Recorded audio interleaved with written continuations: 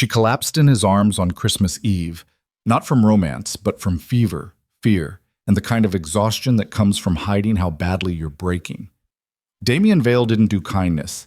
He didn't do holidays, and he definitely didn't carry trembling secretaries through blizzards or sleep on their broken couches while they fought pneumonia in a freezing apartment. But when he saw her step into that whiteout wearing nothing but a thin coat and a lie, something in him snapped. Because the girl who never asked for help was about to learn that some men don't wait to be asked. If you're ready for a story about power, protection, and the dangerous line between control and love, stay with me until the very end. And don't forget to hit that like button and drop a comment telling me what city you're watching from. I want to see how far this story travels tonight. The executive floor of Vale Enterprises was silent, except for the rhythmic click of her keyboard and the distant hum of the heating system struggling against the December cold outside. Emma Hartley sat alone at her desk, eyes burning from the screen's glare, fingers cramping as she cross-referenced shipping manifests with legal contracts that had to be finalized before the holiday shutdown. Christmas Eve. Most of Manhattan was already home, wrapped in warmth and family and the kind of tradition she only remembered in fragments now. Her parents had been gone for 3 years, a car accident on icy roads, sudden and absolute. No siblings, no extended family who cared enough to call. Just Emma, 22 years old, working herself to exhaustion for a man who barely looked at her and a paycheck that never quite stretched far enough. She coughed into her elbow, sharp and wet, and immediately regretted it. The pain that lanced through her chest had been building for days, ignored like everything else she couldn't afford to acknowledge. Tylenol and coffee. That was her prescription. That and the stubborn belief that if she just pushed through, she'd make it to the other side. The elevator chimed. Emma's spine went rigid. Nobody came up here after 6 unless summoned, and she definitely hadn't been summoned.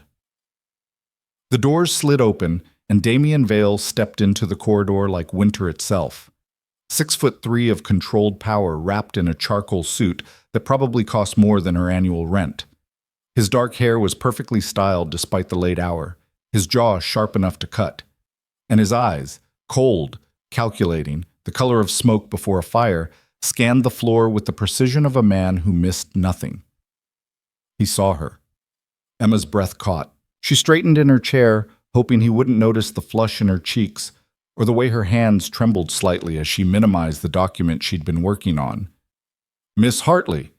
His voice was deep, clipped, edged with the kind of authority that made grown men flinch. "You're still here." It wasn't a question. Damien Vale didn't ask questions when he already knew the answers. "Yes, sir." She cleared her throat, hating how rough it sounded. "The Mariner contracts need to be finalized before—" "I'm aware of the deadline." He moved toward her desk with the predatory grace of something dangerous that had learned to walk among civilians. "I said it." Of course he had. Damien Vale set all the deadlines, made all the rules, controlled every piece of his empire with an iron fist that had earned him both fortune and fear. The rumors about him ran through the company like electricity. Mob connections, offshore accounts, deals made in shadows with men who didn't negotiate so much as eliminate obstacles. Emma had learned not to listen. She needed this job too badly to care whether her boss's hands were clean. "I'll have everything ready by morning," she said quietly. His eyes narrowed. "It's nearly midnight, Miss Hartley. On Christmas Eve." "I know what day it is, sir." Something flickered across his face. Surprise, maybe, or irritation that she'd responded with anything other than apologetic submission. He studied her for a long moment, and Emma forced herself to hold his gaze even though every instinct screamed to look away. That was the thing about Damien Vale. He didn't just look at you, he dissected you, saw through every defense to the truth you tried to hide. "Where's your coat?" he asked suddenly. Emma blinked. "Sir?" "Your coat. It's 17 degrees outside and the forecast calls for a blizzard." His tone suggested he was questioning her intelligence. "Or were you planning to sleep here?" Heat crept up her neck. "I have a coat. It's—" She gestured vaguely toward the small closet near the elevators. The thin peacoat hanging inside was more fashion than function, bought secondhand 3 winters ago and held together mostly by denial. Damien's jaw tightened. "That's not a coat. That's a death wish. "It's fine," she said, sharper than she intended. "I appreciate your concern, Mr. Vale, but I can take care of myself." The words hung between them, ridiculous and defiant. They both knew they were a lie. Emma Hartley could barely take care of her rent, much less herself. But pride was free, and she'd held on to it like a lifeline through every humiliation of the past 3 years. "Can you?" It wasn't a question this time either. Damien moved closer, close enough that she could smell his cologne, something expensive and dark, cedar and smoke. "You look like hell, Miss Hartley. When did you last eat?" "I had lunch. Yesterday, maybe the day before. Time blurred when you rationed meals to make groceries last. When did you last sleep?" She didn't answer, couldn't, because admitting that she'd been awake for 36 hours, that her apartment was so cold she slept in layers and still woke shivering, that the cough rattling in her chest was getting worse instead of better. Admitting any of it would crack the facade she'd worked so hard to maintain. Damien's expression shifted into something she couldn't read. "Finish what you're working on and go home. That's an order." "Mr. Vale?" "Not a debate, Miss Hartley." He turned toward his office, then paused. "And take tomorrow off. The contracts can wait until the 26th. Emma stared at his back, stunned. Damien Vale didn't give days off. He didn't acknowledge holidays or personal needs or anything that interfered with productivity. The fact that he was doing so now felt wrong, unbalanced, like the axis of her small, controlled world had just tilted. "Thank you," she managed. He didn't respond, just disappeared into his office and closed the door with a soft click that somehow felt louder than a slam. Emma saved her work at 12:47 a.m., officially making it Christmas. The window beside her desk showed nothing but white. The blizzard had arrived with a vengeance, turning Manhattan into a snow globe shaken by an angry child. She could barely see the buildings across the street.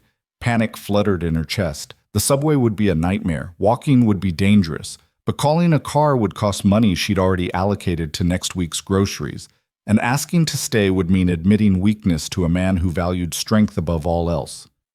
She pulled on her inadequate coat, wound a thin scarf around her neck, and headed for the elevators. The lobby was empty, just the night security guard reading something on his phone. He glanced up as Emma passed, frowned at her coat, but said nothing. She pushed through the revolving doors and walked straight into winter's fury. The cold hit like a physical blow. Wind screamed between buildings, carrying snow that felt more like ice crystals, sharp and merciless. Emma's breath crystallized instantly. Her legs, bare except for sheer tights beneath her work skirt, went numb within seconds. She made it half a block before her body started to shake uncontrollably. 1 block before her vision started to blur. 2 blocks before she realized she wasn't going to make it home. The fever she'd been ignoring surged with brutal timing, turning her bones to water and her thoughts to static. She stumbled against a building, pressing her cheek to frozen stone, trying to remember which direction the subway was, trying to remember why it mattered. "Emma!" The voice cut through the wind like a blade. She turned, slow and confused, and saw headlights. An SUV, black and massive, pulling up to the curb with complete disregard for traffic laws. The driver's door flew open. Damien Vale stepped into the storm, and the fury on his face was more terrifying than the blizzard. He reached her in 4 strides, his hands closing on her shoulders with enough force to hurt. "What the hell do you think you're doing?" "Going home," she whispered. Her teeth were chattering so hard she could barely form words. "You won't make it 3 more blocks." His hands moved to her face, tilting it up, and whatever he saw there made his expression go from angry to something darker. "Christ, you're burning up." "I'm fine." The lie was automatic, pointless. Her body betrayed her with another violent shiver. Damien didn't argue. He simply lifted her, one arm beneath her knees, the other around her back, and carried her to the SUV like she weighed nothing. Emma's pride sparked weakly, but her body had no strength left to fight. She sagged against his chest as he deposited her in the passenger seat, the sudden heat from the vents making her skin scream. He stripped off his suit jacket and wrapped it around her, then cranked the heat higher. "Where do you live?" Emma told him, the address coming out in fragments between shivers. Damien's jaw went tight, but he said nothing, just pulled back into traffic and drove with the controlled aggression of someone who'd learned to navigate danger as a lifestyle. The jacket smelled like him. Emma buried her face in the expensive fabric and tried not to think about how badly she wanted to cry. "How long have you been sick?" Damien's voice was carefully neutral, the kind of tone that meant he was furious and working to contain it. "I'm not—" "Don't!" The word cracked like a whip. "Don't lie to me, Emma. Not about this." The use of her first name shocked her into honesty. "A few days. Maybe a week. And you didn't think to mention it? To take a sick day? To see a doctor? I can't afford to miss work." The truth slipped out before she could stop it. "And I definitely can't afford a doctor." The silence that followed was suffocating. Emma kept her eyes closed, too exhausted to care what he was thinking. Too far gone to wonder why Damien Vale, a man worth billions, a man rumored to have ordered hits on business rivals, was driving his secretary home in a blizzard instead of letting her freeze. The SUV stopped sooner than expected. Emma opened her eyes and stared at her building through the windshield. It looked worse in the snow: crumbling brick, broken security door hanging open, windows dark except for the flicker of failing streetlights. "This is where you live?" Damien's voice was very, very quiet. "Yes." "What floor?" "Fourth. The elevator's broken." Of course it was. Damien turned off the engine and came around to her side, opening the door and reaching for her again. This time Emma tried to protest, tried to stand on her own, but her legs buckled and he caught her with a curse. "Stop fighting me," he said against her hair. "Just for once, Emma. Stop pretending you're fine." So she did. She let him carry her through the broken security door, up 4 flights of stairs that smelled like garbage and mildew, down a hallway with flickering fluorescent lights. She fumbled her keys from her purse with numb fingers and watched him unlock her door with one hand while holding her with the other. The apartment was tiny, brutally so. A studio barely large enough for a bed, a kitchenette that was more concept than reality, and a bathroom she couldn't see from the doorway. It was also freezing, colder somehow than the blizzard outside. Damien went very still. "The radiator's broken," Emma mumbled. "Landlord says he'll fix it after the holidays." "After the holidays?" Damien's voice was soft, deadly. "How long has it been broken?" 2 weeks, maybe 3. He carried her to the bed and set her down with a gentleness that didn't match the rage building in his expression. Then he stripped the thin comforter off and wrapped it around her before moving to the radiator. He crouched beside it, examined it for maybe 10 seconds, then stood and pulled out his phone. "I don't care if it's Christmas," he said when someone answered. "I need a doctor at this address in the next 30 minutes. Discreet, capable, and if they're not here in 29, you're fired." He hung up, made another call. "It's Vale. I need contact information for the owner of—" He rattled off her building's address. "No, I don't care what time it is. Get it. Now." Emma watched through hazy eyes as Damien Vale transformed her tiny apartment into a command center. He found the space heater she kept in the closet, ancient and probably a fire hazard, and set it up near the bed. He filled her electric kettle and started it boiling. He opened her nearly empty refrigerator, stared at the contents for a long moment, then closed it with careful control. "When did you last eat?" he asked again. "I told you. Lunch. Don't lie to me." Emma closed her eyes. "Yesterday morning, coffee, and a granola bar." The silence was worse than yelling would have been. She heard him moving in the kitchen, heard cabinet doors opening and closing. When she looked again, he was holding a box of crackers, her emergency food supply, and a jar of peanut butter. "Eat," he said, bringing them to her. "Small bites. Your stomach can't handle much right now." "Mr. Vale." "Damien." He sat on the edge of her bed, close enough that she could feel his body heat. "If I'm going to camp out in your apartment on Christmas, you're going to use my name." Emma stared at him. "You're not staying." "The hell I'm not." His eyes were chips of flint. "You have a fever high enough that you're barely coherent. You haven't eaten in over a day, and you live in a freezer with no heat. You think I'm leaving you here alone?" "Why do you even care?" The question burst out before she could stop it. "I'm just your secretary. You didn't even know my first name until tonight." Something crossed his face. Guilt, maybe, or shame. "I knew your name, Emma." "Then why?" "Because knowing and seeing are different things." He ran a hand through his hair, disrupting the perfect styling. I knew you worked late. I knew you never missed a deadline. I knew you were efficient and quiet and exactly what I needed. But I didn't see, he gestured at the apartment, at her. This, any of this. And now that you do, now I'm fixing it. The doctor arrived 23 minutes later, a severe woman in her 50s who asked no questions and made no judgments. She examined Emma with professional efficiency, confirmed the pneumonia Damien had already diagnosed, and left behind antibiotics, fever reducers, and instructions that included bed rest, hydration, and at least a week off work. She needs monitoring for the next 48 hours, the doctor told Damien on her way out. If the fever spikes above 103, take her to the hospital. And for the love of God, get some heat in this place. Damien made another phone call. By 3 a.m., Emma's landlord had been threatened with enough legal action to make him send a repair crew. By 3:30, the radiator was fixed and pumping blessed heat into the apartment. By 4, Damien had somehow procured soup, real soup, from a restaurant that shouldn't have been open, and was heating it on her 2-burner stove while Emma drifted in and out of feverish sleep. She woke to him sitting beside her bed, reading something on his phone, his jacket discarded and his shirt sleeves rolled up. The space heater hummed. The radiator clanked softly. The apartment was warm for the first time in weeks. You're still here, she whispered. Damien looked up. Where else would I be? Anywhere. Everywhere. You're Damien Vale. And you're Emma Hartley, currently dying of pneumonia in a slum apartment on Christmas because you were too proud to ask for help. His voice was gentle despite the harsh words. So we're both exactly where we need to be. She should have argued, should have insisted he leave, should have protected what was left of her dignity. But the truth was, Emma was tired, bone-tired, soul-tired, tired of being strong and alone and one crisis away from complete collapse. Why are you doing this? She asked instead. Damien was quiet for a long time. When he finally spoke, his voice was rough.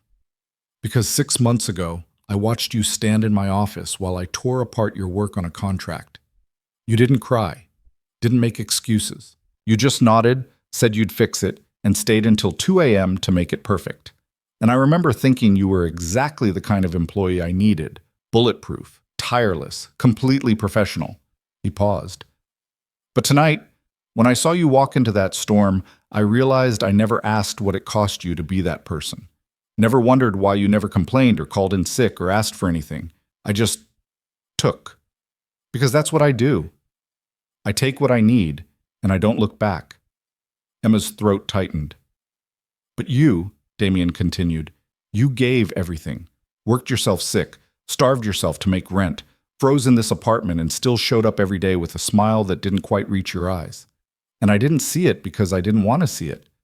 Because seeing it would have meant acknowledging that I was complicit. You didn't know was... I should have known. His eyes met hers, and the emotion there stole her breath. I built an empire on reading people, Emma, on seeing weaknesses and exploiting them. But with you, I was willfully blind. Because if I saw how much you were struggling, I'd have to admit that I needed you more than you needed me. And I don't do need. The confession hung between them like something fragile. So why now? Emma asked. Why see it now? Damien's smile was bitter. Because when I watched you collapse against that building, when I thought for 1 second that you might actually die out there because you were too proud and too poor to ask for help, I realized that some debts can't be paid with a salary increase or a holiday bonus. Some things matter more than balance sheets. Like what? Like the woman who keeps my entire operation running and never asks for recognition. Like the person who's been invisible for so long that she's forgotten how to be seen. He reached out, his hand hovering near her face, not quite touching. Like you, Emma. You matter. She wanted to believe him, wanted it with a desperation that terrified her. But belief required trust, and trust required hope, and Emma had learned to live without both. The fever's talking, she said softly. You'll regret this tomorrow. Maybe. Damien's hand finally made contact, his palm cool against her burning forehead. But tonight, I'm staying. And tomorrow, we're going to have a very different conversation about your working conditions and your living situation, but for now, he stood, went to the kitchen, returned with soup and a spoon. You're going to eat. Then you're going to take your medicine. Then you're going to sleep while I make sure you don't stop breathing. You can't. I can. His voice was firm. I'm Damien Vale. I can do whatever the hell I want, and right now I want to take care of you. So Emma ate. Let him feed her when her hands shook too badly to hold the spoon.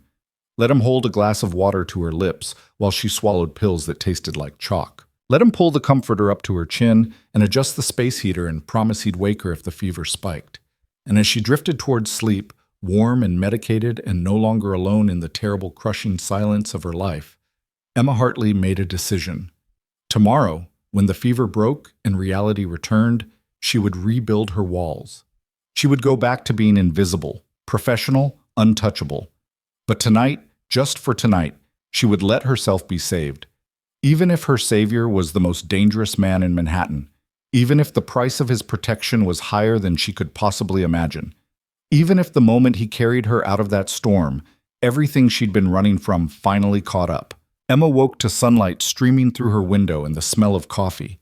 Real coffee, not the instant powder she rationed from a jar. For a disoriented moment, she couldn't remember where she was or why her apartment felt warm for the first time in weeks. Then memory crashed back in fragments.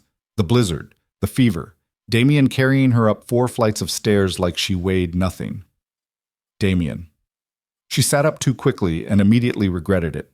Her head spun, her chest ached with every breath, but the bone-deep exhaustion from last night had lessened to something merely human. The antibiotics were working. Easy, his voice came from across the room. Emma turned to find Damien Vale sitting on her only chair, a rickety thing she'd found on the street and painted white, with his phone in one hand and a coffee cup in the other. He'd removed his tie and rolled his sleeves higher, and there was a shadow of stubble on his jaw that made him look less like a CEO and more like something dangerously real. You spiked to 102 around dawn. I almost called the ambulance, but you didn't. You begged me not to. His mouth quirked without humor. Said you couldn't afford it. Even delirious, you're practical. Shame heated her face. I'm sorry you had to stay. You should have just left. Emma.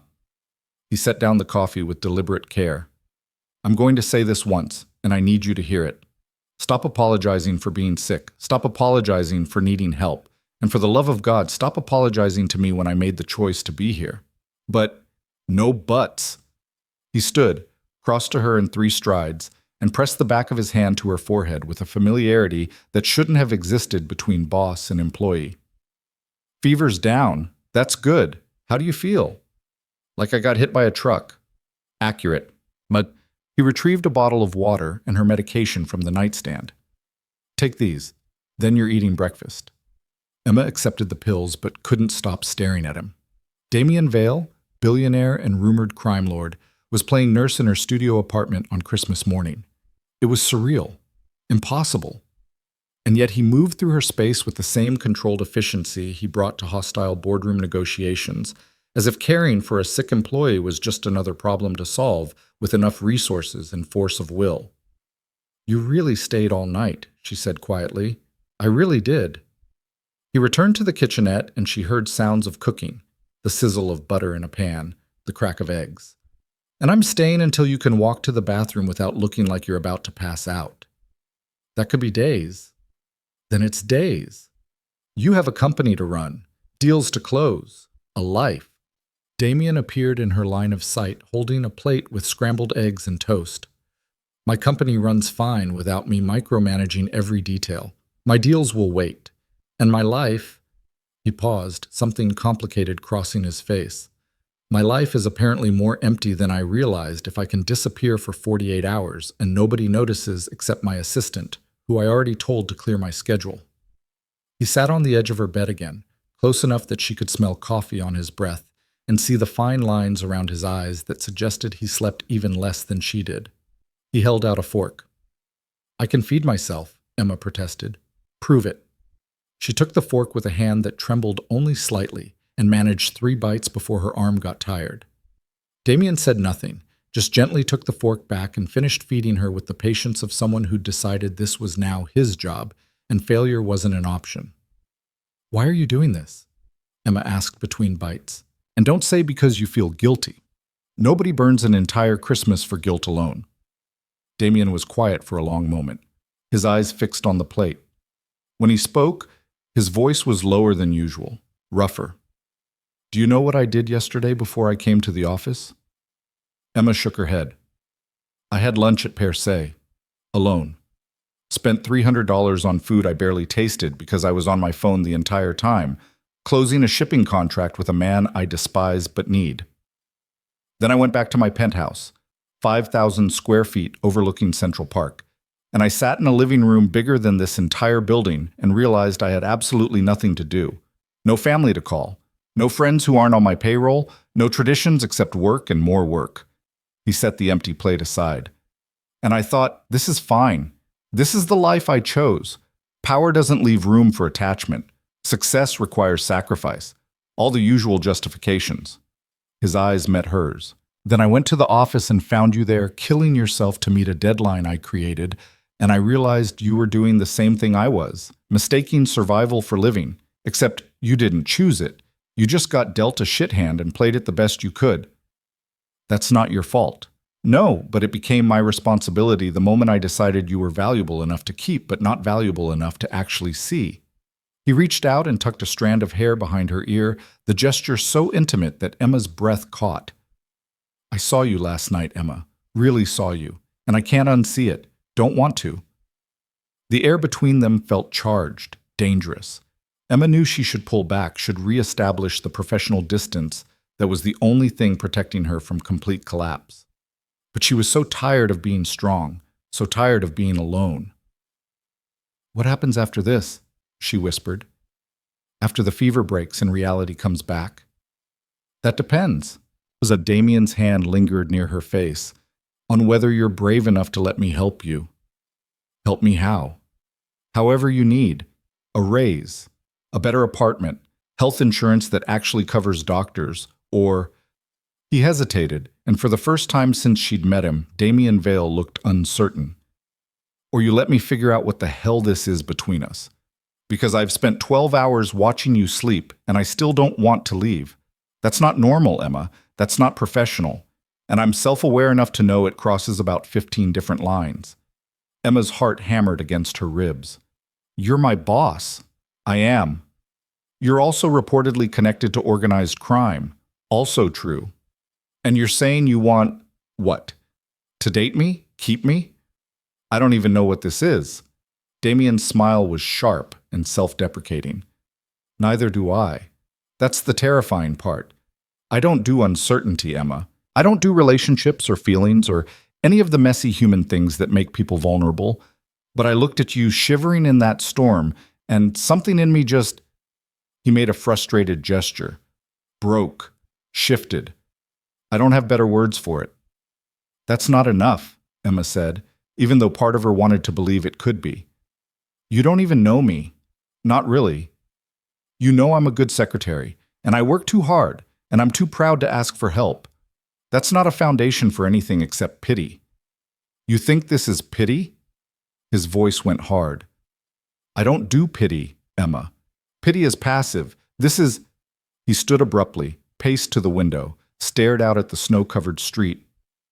"This is me realizing that the one person in my life who never wants anything from me is the person I most want to give everything to. This is me understanding that I've been so focused on building an empire that I forgot why empires matter in the first place. And why do they matter?" He turned to face her. "They don't. Not without someone to share them with. Not without a reason beyond just winning." The confession hung between them, raw and real. Emma wanted to believe him, wanted it so badly her chest hurt with something that had nothing to do with pneumonia. But she'd learned the hard way that wanting and having were galaxies apart. "I need time," she said finally, "to think, to get better, to figure out if this is real or just fever dreams and Christmas morning loneliness." "Fair enough?" Damien moved back to her side, and this time when he touched her face it was deliberate, his thumb tracing the line of her cheekbone with devastating gentleness. "But Emma!" I meant what I said. I'm staying until you're better. And then we're having a very serious conversation about your working conditions because you're never living like this again. That's not negotiable. You can't just, I can. I already called your landlord back. Told him he has two options: fix every broken thing in this building by New Year's, or sell it to me and deal with a very motivated new owner who understands building codes and liability law. Emma stared at him. You threatened to buy my building? I offered to buy it. He threatened to call his lawyer. I explained that my lawyers are significantly more expensive and motivated than his. He's thinking it over. That's insane. That's Wednesday. Damien's smile was wolfish.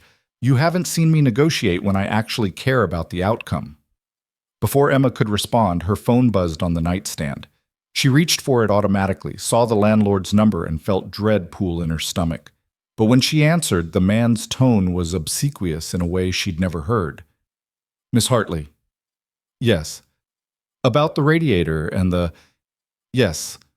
I heard about Mr. Vale's concerns. Very reasonable concerns. I want you to know that we'll have a crew here this week to address all maintenance issues.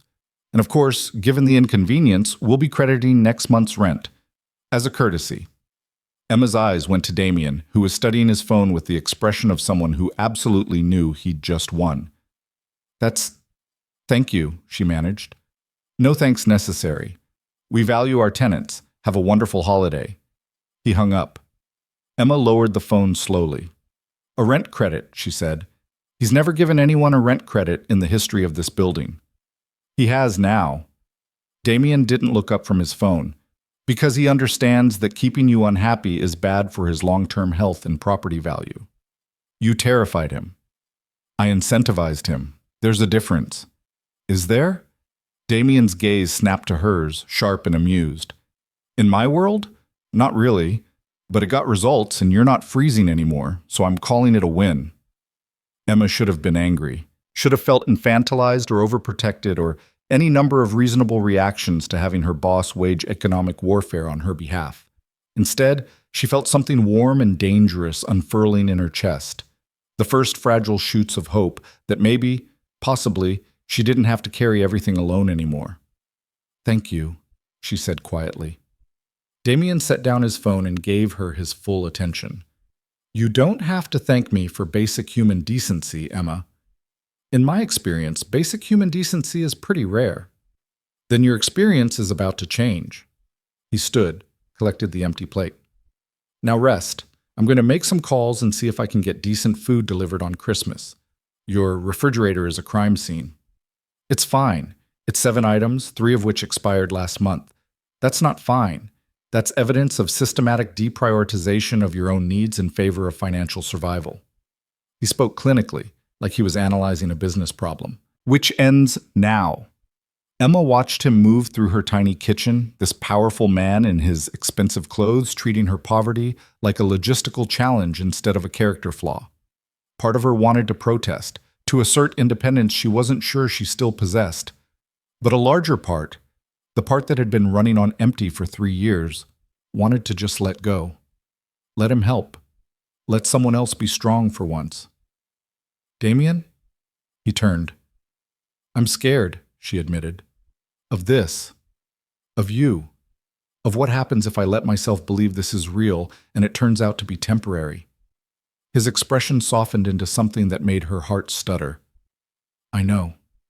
And I can't promise you forever because I don't know what forever looks like for someone like me.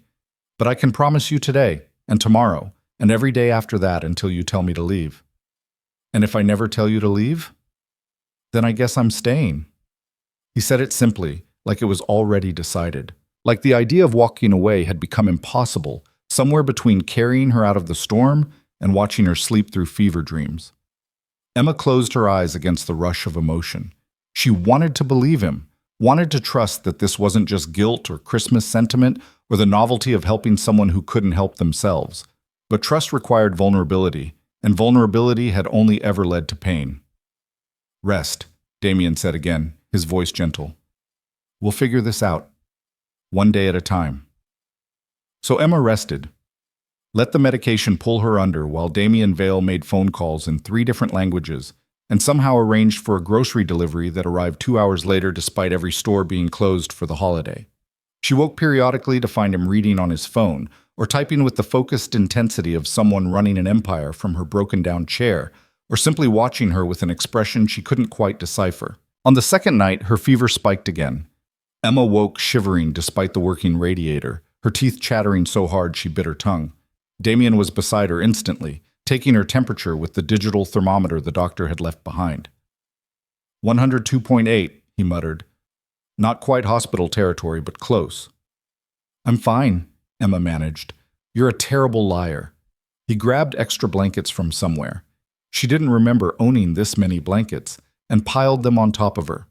Then he did something that stopped her heart. He climbed onto the narrow bed beside her, pulled her against his chest, and wrapped his arms around her shaking body. What are you doing? She gasped. Body heat. Most efficient way to break a fever spike. His voice was clinical, but his hold was anything but. Relax. I'm not taking advantage. I'm keeping you alive. Emma wanted to protest, wanted to maintain some shred of dignity.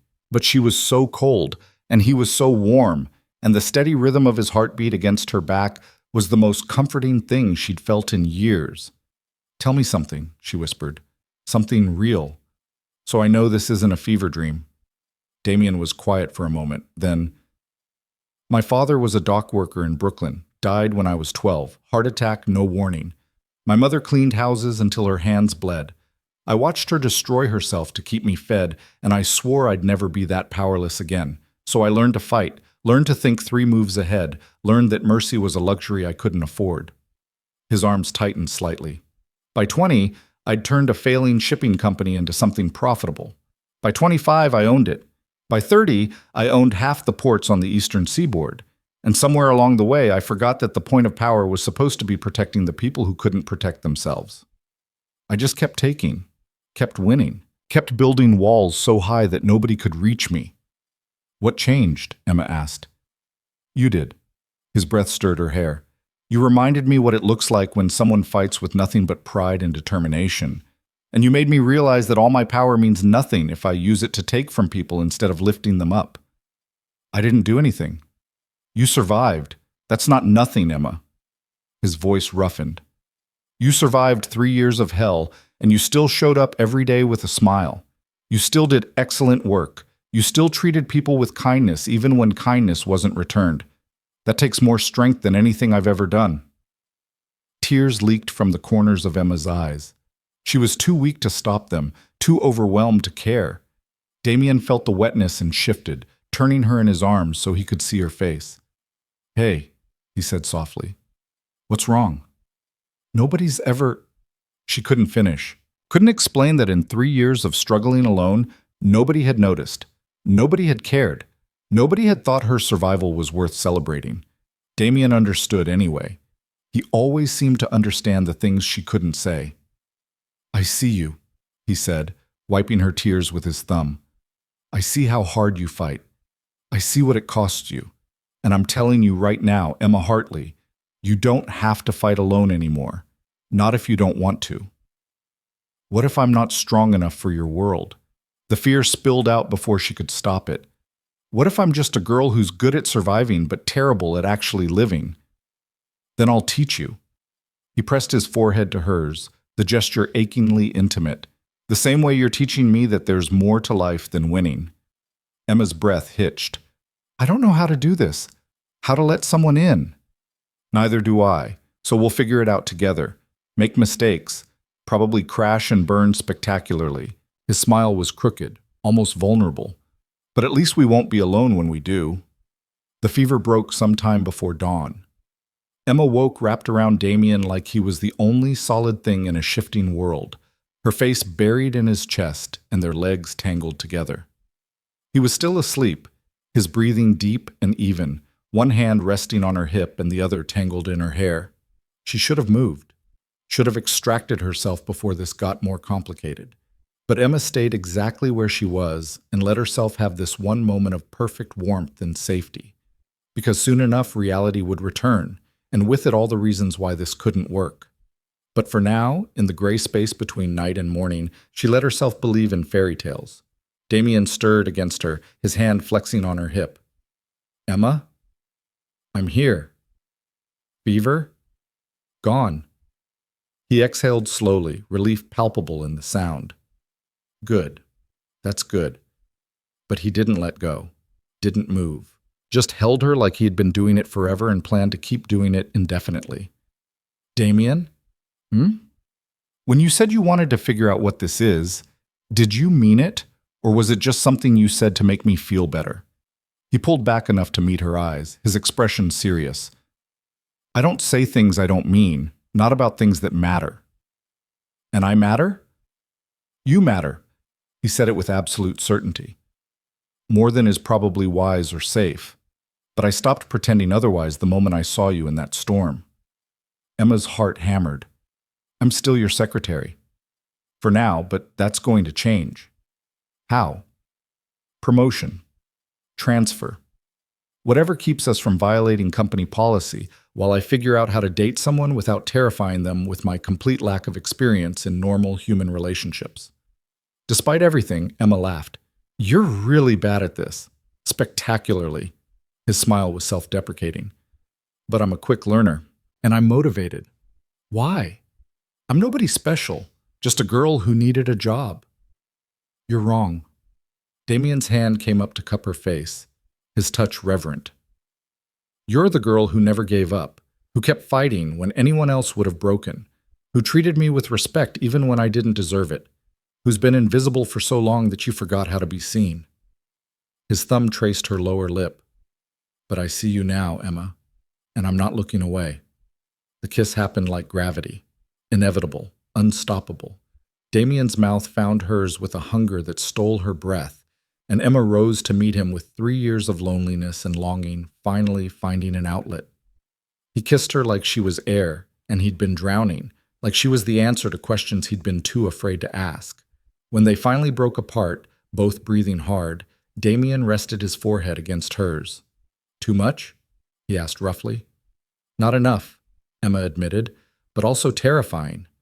Good terrifying or bad terrifying? I don't know yet. Fair enough. He pressed one more soft kiss to her lips, then carefully extracted himself from the bed. I'm going to make breakfast. You're going to take your medicine, and then we're going to have a very serious conversation about what happens next. What if I'm not ready for that conversation? Then we'll wait. He said it simply. But Emma, the conversation's happening because I meant what I said. You're not living like this anymore. That's not negotiable. The conversation happened 3 days later, after Emma's fever had stayed gone for 48 hours, and she could walk to the bathroom without Damien hovering like she might collapse. She'd expected him to leave once she was stable, to return to his penthouse and his empire, and pretend the intimacy of those fever-soaked nights had never happened. Instead, he'd stayed, worked from her apartment with the same focused intensity he brought to his corner office, transforming her tiny space into a temporary command center while simultaneously ensuring she ate 3 meals a day and took her medication on schedule. It was domestic and surreal and terrifying in ways Emma couldn't articulate. On the 4th morning, she woke to find him gone. Panic flared instantly. Of course he'd left. Of course this had been temporary. Of course she'd been stupid enough to believe. But then she saw the note on her nightstand in his sharp, precise handwriting. Had to handle something at the office. Be back by noon. There's breakfast in the kitchen and your medication beside it. Take both. That's an order. D. Emma stared at the note for a long moment, something warm and fragile blooming in her chest. Then she got up, ate the elaborate breakfast he'd somehow arranged to be delivered, and took her medication like the good patient she'd become under his relentless care. Damien returned at 11:47, carrying a leather portfolio and wearing the same expression he brought to hostile negotiations, focused, determined, slightly dangerous. We need to talk, he said without preamble. Emma's stomach dropped.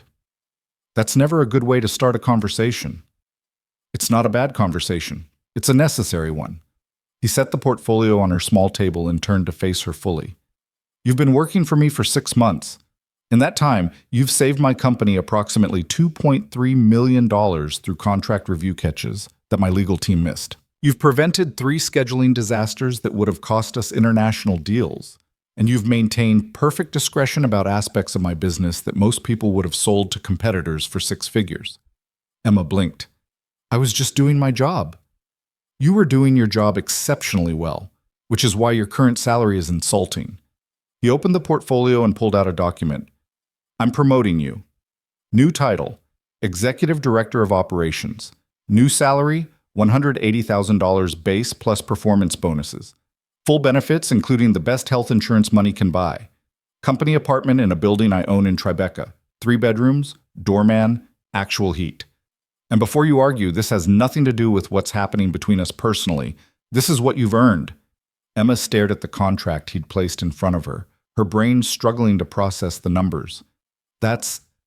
Damien, that's insane. I'm a secretary. You were a secretary. Now, you're the person who's going to help me expand the legitimate side of my business while we phase out the less legitimate parts. His eyes were serious. I wasn't lying when I said you reminded me why power matters. I've been thinking about what I actually want my legacy to be. And the answer isn't just money and fear. I want to build something that lasts, something clean, and I need someone I trust to help me do that. You barely know me. I know you better than I've known anyone in a decade. He sat across from her, his posture open in a way that felt deliberately vulnerable. I know you're honest even when lying would be easier. I know you're loyal to people who don't deserve it. I know you have a notebook in your nightstand filled with stories you write at 3 a.m. when you can't sleep. And I know that if I give you power and resources, you'll use them to do good instead of just protecting yourself. Emma's breath caught. You read my writing? The notebook was open on your nightstand when you were delirious with fever. I saw 3 paragraphs before I realized what it was and stopped. His expression was rueful, but those 3 paragraphs were better than most published novels I've read. You have talent, Emma, real talent, and you've been burying it because survival doesn't leave room for dreams. Tears pricked her eyes. I don't know what to say. Say you'll take the job. Say you'll let me give you the resources to actually live instead of just survive. He leaned forward. And say you'll give us a chance, not as boss and employee. That ends the moment you sign this contract and transfer to a division where I'm not your direct supervisor. But as 2 people who are both terrible at relationships trying to figure out what the hell this is between us. What if I fail? The question came out small. What if I'm not good enough for this job, or this life, or you? Then you fail. We both fail. And we figure out what comes next. Damien's hand covered hers on the table. But Emma, you've been failing upward your entire life. You've survived things that would have broken most people. You think a corporate job is going to be harder than starving yourself to make rent? It's different when people are counting on you. People are already counting on you. You just never had the title or the salary to match. His thumb traced circles on her wrist. Take the leap. Trust me. Trust yourself. Emma looked at the contract, at the numbers that represented more money than she'd made in the past 3 years combined, at the opportunity to stop drowning and start swimming. Then she looked at Damien, at the man who'd carried her through a blizzard and stayed through fever dreams and was now offering her a life she'd never dared to imagine. Okay, she whispered. Okay, you'll take the job, or okay, you'll give us a chance. Both. Neither. I don't know. She laughed shakily. I'm terrified and overwhelmed and I have no idea what I'm doing. But yes, to all of it.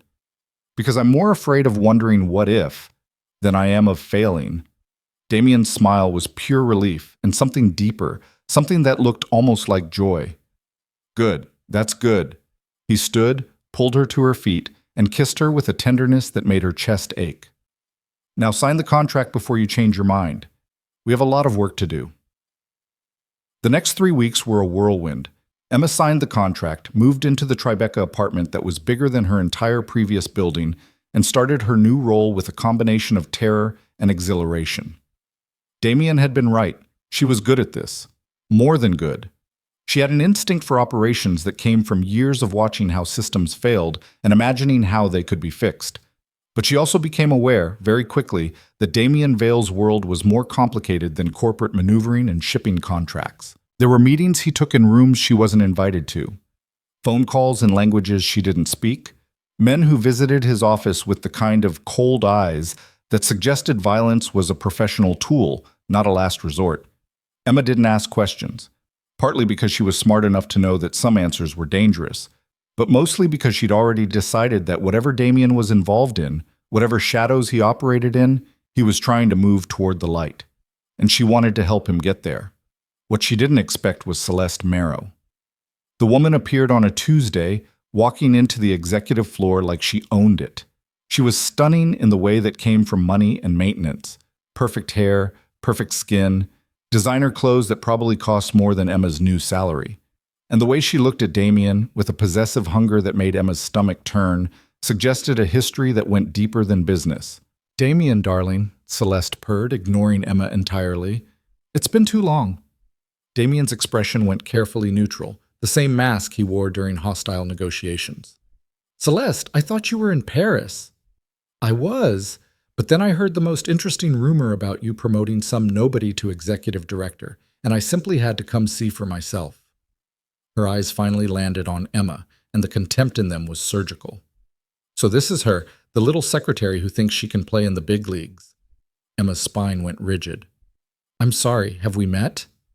"Oh, sweetie, we don't need to meet. I know exactly who you are." Celeste's smile was poison wrapped in silk. "You're the latest charity case, the poor little thing Damien picked up and decided to save. It's very predictable, really. He does this sometimes, finds someone broken and tries to fix them, makes him feel noble." "That's enough, Celeste." Damien's voice could have cut glass. "Is it? Because I'm just trying to save this girl some heartbreak." Celeste turned back to Emma. "You should ask him about the last woman he promoted, Claire something. She thought she was special too. Thought Damien actually cared about her and not just the optics of appearing human." "Where is Claire now, Damien? Still at the company, or did she take the very generous severance package and sign the very comprehensive NDA? Emma felt ice spreading through her veins. She looked at Damien, saw something like guilt flash across his face before he locked it down, and knew with sinking certainty that Celeste wasn't entirely lying.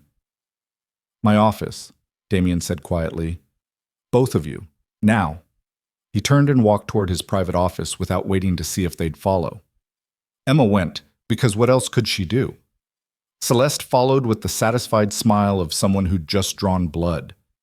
The moment the door closed, Damien rounded on Celeste with barely controlled fury. "What the hell are you doing here?" "Protecting my interests." Celeste examined her manicured nails. "We had a deal, remember? I keep my mouth shut about your more creative business arrangements. You keep me in the loop about major decisions. Promoting some nobody without consulting me qualifies as major. You're not on the board anymore. You don't get consulted. I'm still the daughter of Victor Marrow. That buys me consultation whether you like it or not." Celeste's eyes glittered. "Unless you want Daddy to start asking uncomfortable questions about where his shipping routes really go." Emma watched the exchange with growing dread. This was the world Damien lived in, power plays and leverage and alliances built on mutually assured destruction. And she was so far out of her depth she might as well be drowning. "Who's Claire?" Emma asked quietly. The question hung in the air like a grenade with the pin pulled. Damien closed his eyes briefly, and when he opened them, the pain there was real. "Claire was my assistant 2 years ago," he said finally. "I promoted her because she was excellent at her job. We got involved. It ended badly. She left with a severance package because I wanted to make sure she landed on her feet, not because I was buying her silence." "But the NDA," Emma pressed, "was standard for anyone who leaves a position with access to sensitive information."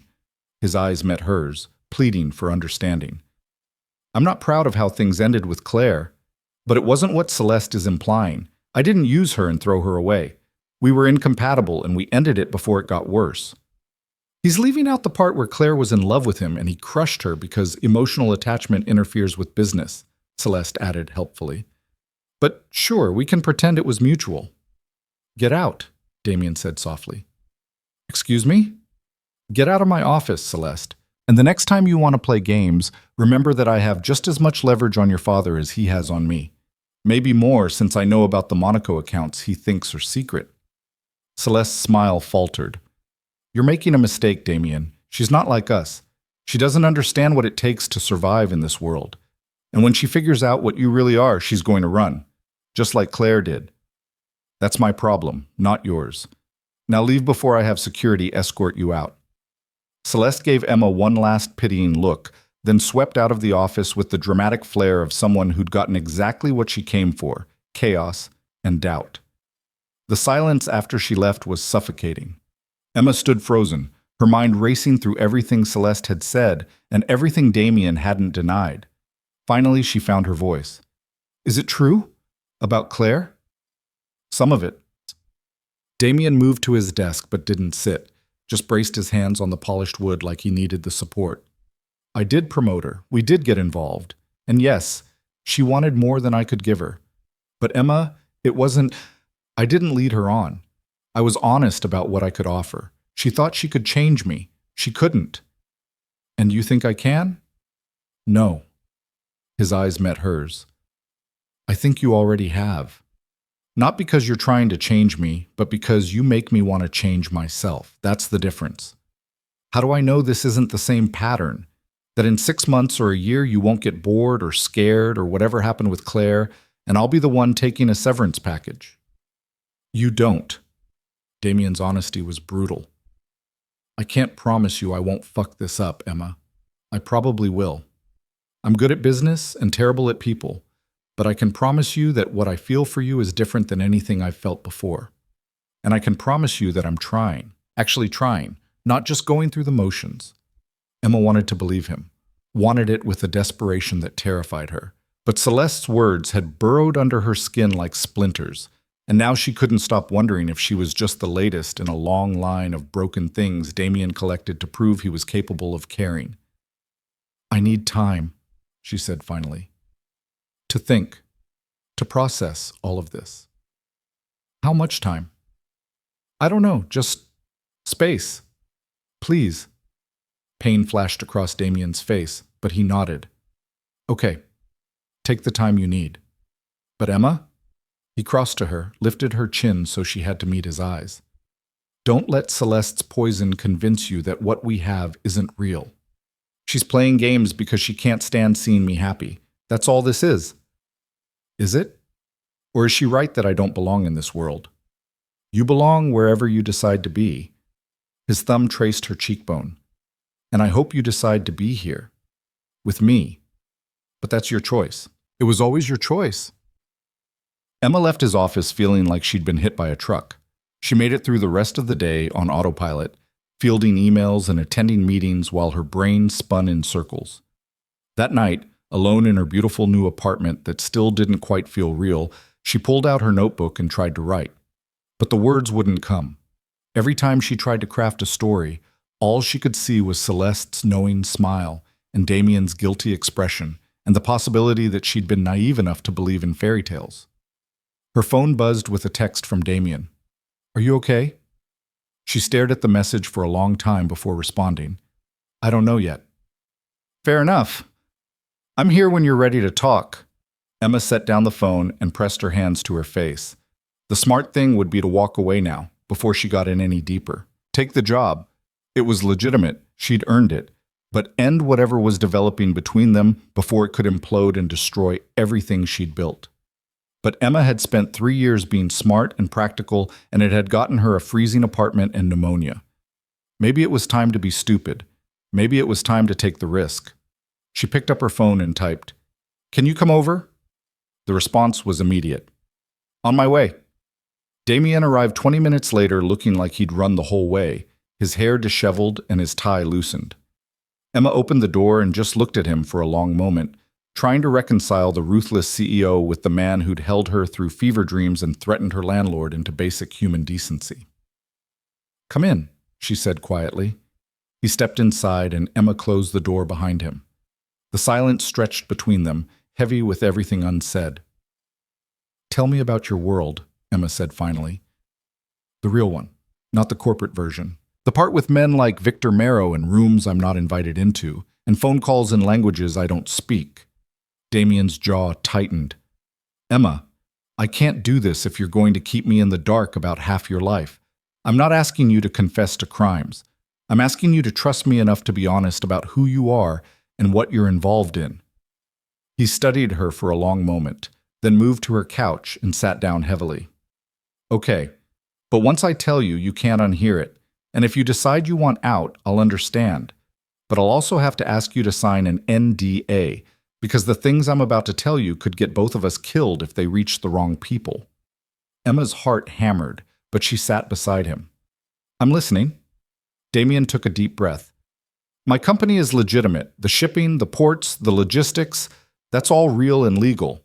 But about 30% of what we move for people who aren't filing customs paperwork, if you know what I mean. Nothing horrific, don't touch drugs or weapons, or anything that hurts kids. But luxury goods from embargo countries, high-value items that avoid import taxes, occasionally people who need to cross borders without documentation. Gray market stuff. That's how you got so big so fast, Emma said slowly. That's how I survived long enough to get big. When you're starting with nothing, sometimes you take deals with people who operate in shadows. And once you're in, getting out is complicated. He ran a hand through his hair. Victor Marrow is one of those people. He's old Russian mob, semi-retired but still connected. His daughter Celeste thinks that connection means she has leverage over me. And she's partially right. If Victor decided I was a liability, I'd have problems. What kind of problems? The kind that end with accidents and closed caskets. Damien's voice was flat. But Victor and I have a mutually beneficial arrangement. I move his stuff, he provides protection and connections. And as long as that balance holds, we're fine. Emma processed this, trying to square it with the man who'd made her soup and held her while she shook with fever.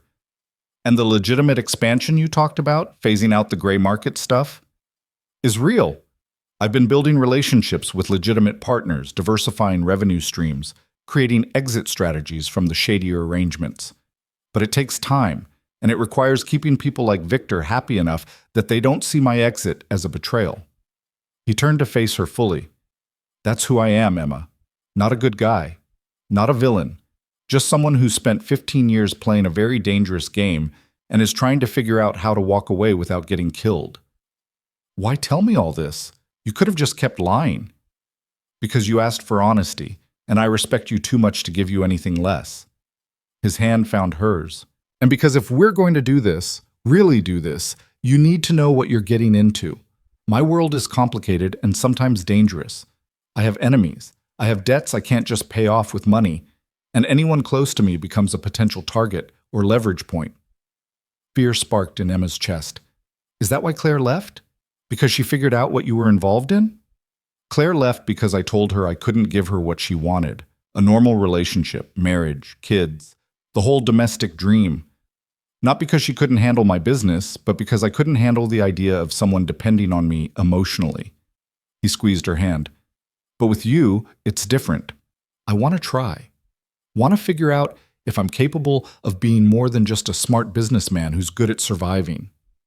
What if you're not? What if Celeste is right, and you're just going to hurt me the same way you hurt Claire? Then I hurt you, and I live with that guilt for the rest of my life. His eyes were steady, unflinching. But Emma, I'd rather try and fail than spend the rest of my life wondering what we could have been. Wouldn't you? Emma thought about the notebook in her nightstand, filled with stories about people brave enough to take chances. Thought about the girl who'd survived 3 years of hell by being smart and careful and never taking risks. And she realized that girl was gone, burned away by fever and replaced with someone who'd tasted what it felt like to be seen and couldn't go back to being invisible. I'm scared, she admitted. So am I. Damien's smile was crooked, vulnerable. Terrified, actually, because I've never cared about someone enough that losing them would actually break me. And you, Emma Hartley, you could absolutely break me. That's not fair. You're supposed to be the powerful one. I'm not supposed to have that kind of leverage. Power dynamics are complicated. He pulled her closer until her head rested on his shoulder. Maybe that's what makes this work. You have professional power now, real authority and resources. I have money and connections. But emotionally, we're both just two damaged people trying to figure out how to be vulnerable without getting destroyed. Emma closed her eyes and let herself lean into him. Let herself trust that this wasn't another manipulation or pattern or doomed repetition of history. Okay. Okay, what? Okay, I'm in. Scared and probably stupid, but in. She pulled back to meet his eyes. But Damien, if you hurt me the way Celeste implied you hurt Claire, I will make it my life's mission to destroy you professionally. I know where all the bodies are buried now, metaphorically speaking. His laugh was surprised and genuine. Fair enough. And if I'm being honest, the fact that you're threatening me is probably the hottest thing you've ever said. You have weird taste. I have excellent taste. I picked you, didn't I? Emma kissed him then, because words felt inadequate for the complicated tangle of fear and hope and desire burning in her chest. Damien responded with the same hunger he'd shown in her tiny apartment, but tempered now with something deeper, something that felt almost like reverence. When they finally broke apart, both breathing hard, Damien rested his forehead against hers. "Stay with me tonight," he said quietly. "Not because of this," he gestured between them, "but because I sleep better when you're near me, and I'd really like to sleep well for once. That's the least sexy invitation I've ever received. I'm working on my romantic skills. Give me time." So Emma stayed. They talked until 2 a.m. about everything and nothing. His childhood in Brooklyn, her parents' accident, the dreams they'd both given up on, and the ones they were just starting to imagine. And when they finally fell asleep tangled together on her couch, Emma felt something shift in her chest, something that felt dangerously like hope. What she didn't know, what neither of them knew, was that across the city, in a warehouse near the docks, men were having a very different conversation. Men who'd noticed Damien Vale's recent distraction. Men who'd heard about the promotion of a nobody secretary and wondered if that nobody might be leverage worth exploiting. Konstantin Volkov looked at the photographs his man had taken. Emma leaving Vale Enterprises, Emma in her new apartment, Emma kissing Damien Vale outside a restaurant, and smiled slowly. "Find out everything about her," he told his lieutenant. "Family, friends, weaknesses. If Vale cares about this girl, then she's worth more than all his shipping contracts combined." The lieutenant nodded and disappeared into the night, leaving Volkov alone with his plans. Damien Vale had been a thorn in his side for years, refusing partnerships and undercutting prices. But every man had a weakness, and Volkov had just found Damien's. Emma first noticed the surveillance on a Thursday morning 3 weeks after her conversation with Damien about his world. She was walking to work from the subway, coffee in hand, when something made her look back. A black sedan parked across the street. Nothing unusual about that in Manhattan, except she'd seen the same car yesterday. And the day before. She told herself she was being paranoid, that learning about Damien's connections had made her see shadows where there were none. But the prickle at the back of her neck wouldn't go away, and Emma had learned over 3 years of survival to trust her instincts. She didn't mention it to Damien. He'd been stressed lately, dealing with some crisis involving a shipment stuck in customs, and Victor Marrow making noises about renegotiating their arrangement. The last thing he needed was her paranoia adding to his problems. But on Friday, the black sedan followed her home. And on Saturday, when she went to the bookstore she loved in the West Village, a man in a gray coat watched her from across the street for 20 minutes before disappearing into a coffee shop. Sunday morning, Emma woke in Damien's penthouse. She'd been spending most nights there, though neither of them had formally acknowledged the shift from dating to living together, and found him already awake, staring at his laptop with an expression that made her stomach drop. "What's wrong?" she asked. Damien looked up, and the carefully controlled fury in his eyes made her breath catch. "How long has someone been following you?" Emma froze. "What?" "My security team flagged unusual activity around your movements. Black sedan, New Jersey plates, registered to a shell company. How long, Emma?" Since Thursday, maybe earlier. I thought I was imagining it." "Why didn't you tell me?" His voice was too quiet, the kind of quiet that preceded explosions. "Because you've been dealing with Victor and the customs thing, and I didn't want to add to your stress with something that might be nothing." Damien closed the laptop with careful precision. "Someone following you is never nothing, especially not when they're using professional surveillance techniques and shell companies to hide their identity." He stood, started pacing with the restless energy of a caged predator. "This is Volkov. Has to be." "Who's Volkov?" "Konstantin Volkov, Russian shipping magnate who's been trying to muscle into my territory for 2 years. I've blocked him at every turn, undercut his prices, stolen his clients. He's been looking for leverage. Damien's jaw tightened. And now he's found it. Fear bloomed cold in Emma's chest. What does that mean? It means you've become a target because of me. He turned to face her, and the guilt and rage warring in his expression made her heart ache. It means I should have seen this coming, should have protected you better. Damien, you didn't. I put you in danger the moment I let myself care about you. His voice cracked slightly. I knew better, knew that anyone close to me becomes leverage, but I was selfish, and I wanted you anyway, and now Volkov is going to use that against us. Emma stood, crossed to him, took his face in her hands and made him look at her. Stop. This isn't your fault, and I'm not some helpless victim who can't handle complicated situations. I made the choice to be with you knowing your world was dangerous, so we deal with it together. You don't understand what Volkov is capable of? Then explain it to me. Stop trying to protect me by keeping me in the dark, and just tell me what we're dealing with. Damien closed his eyes, leaned into her touch like she was an anchor. When he spoke, his voice was rough. Volkov doesn't negotiate. He takes. If he wants something, he removes obstacles until he gets it. And his preferred method of removal is making examples that other people remember. Meaning what? Meaning kidnapping, torture, leaving bodies in public places as warnings. His eyes opened, haunted.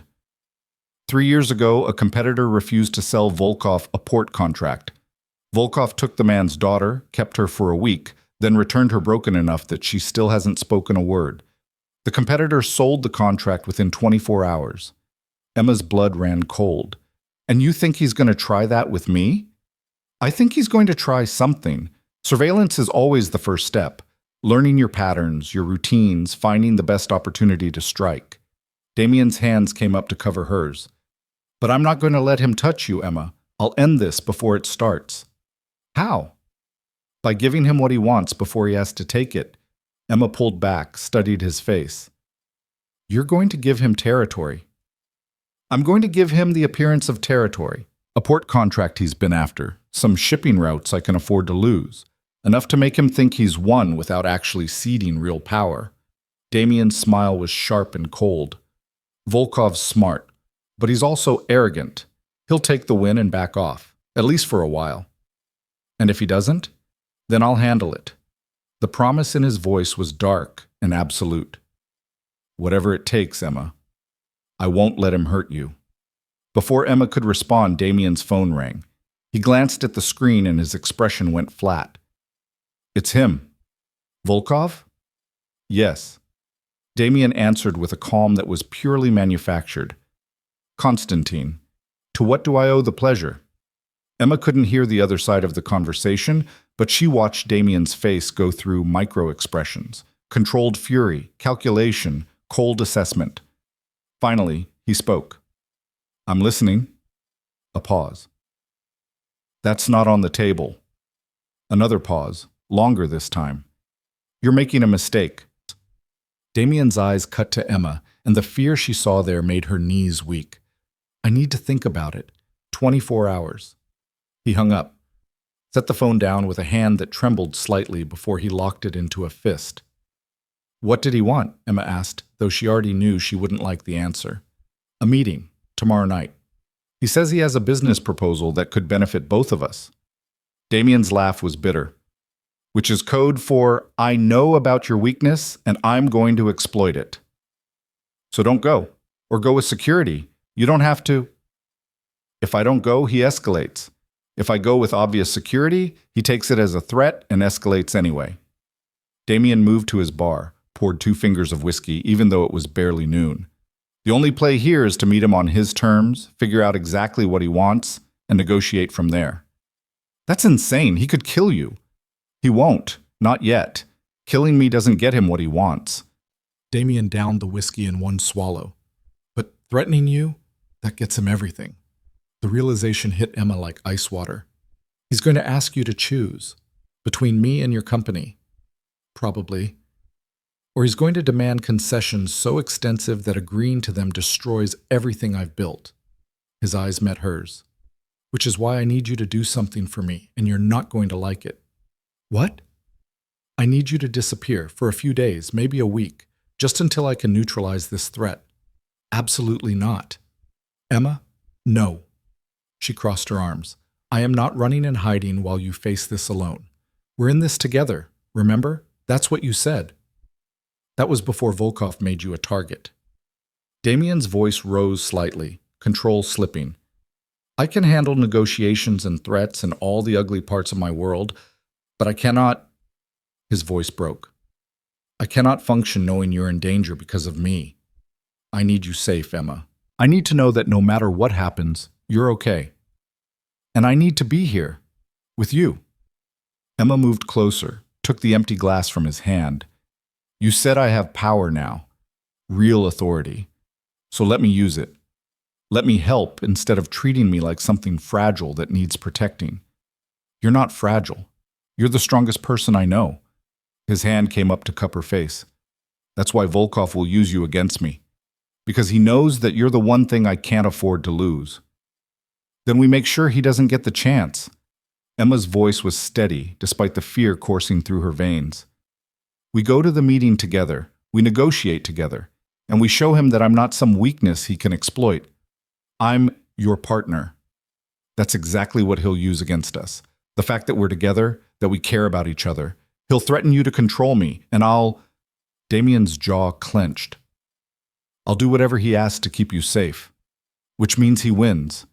Only if we let emotion override strategy. Emma took a breath, forcing herself to think like the executive director she'd become instead of the terrified woman she felt like. What does Volkov actually want? Strip away the threats and the posturing. What's his endgame? Damien studied her for a long moment, then moved to the couch and pulled her down beside him. Market share. He wants to be the dominant shipping power on the East Coast, and I'm in his way. He's been trying to undercut me for years, but I have better relationships and more efficient operations. So now he's trying intimidation. Okay, so he wants you diminished or destroyed, but killing you doesn't accomplish that. Someone else just takes over your territory and he's back to square one. Right. He needs me to hand it over willingly, or at least appear to. So what if we give him that appearance without the reality? Emma's mind was racing now, connecting dots. You said you're already transitioning to more legitimate operations. What if you offer him the gray market stuff? The risky arrangements with people like Victor Marrow? You're trying to phase that out anyway. Let Volkov think he's won by taking the dangerous parts of your business while you consolidate the legal stuff. Damien's eyes sharpened. That's actually not terrible. Volkov's whole operation is built on shadow dealings. He'd see taking over my connections with the Marrows of the world as a massive win. And you get to accelerate your exit strategy while looking like you capitulated under pressure. Win-win. Except for the part where Volkov still has you as leverage to ensure I follow through. Damien's expression darkened again. The moment he realizes you matter to me, and he clearly already knows, you're in danger until this is resolved. Then we resolve it fast. Emma met his eyes. We go to the meeting, we offer him the deal, and we make it clear that going after me has consequences that outweigh any potential gain. What consequences? I can't threaten Volkov directly. He has as much dirt on me as I have on him. Mutually assured destruction only works if both parties want to survive. Emma thought about the past 6 months, about everything she'd learned working in the executive suite of Vale Enterprises, about the connections Damien had built, the legitimate partners who valued his reliability and discretion, about Victor Marrow and his daughter Celeste, who'd made it clear that Damien's arrangement with them was based on mutual benefit and careful balance. What if we make it known that Victor has a vested interest in my safety? She asked slowly. Volkov might not fear you, but he definitely fears Victor Marrow. If Victor thinks threatening me threatens his arrangement with you, he'll make it clear to Volkov that I'm off limits. Victor doesn't care about you, but he cares about his business relationship with you. And if that relationship depends on your mental state, which depends on my safety... Emma let the implication hang. Damien was quiet for a long moment, his strategic mind clearly running scenarios.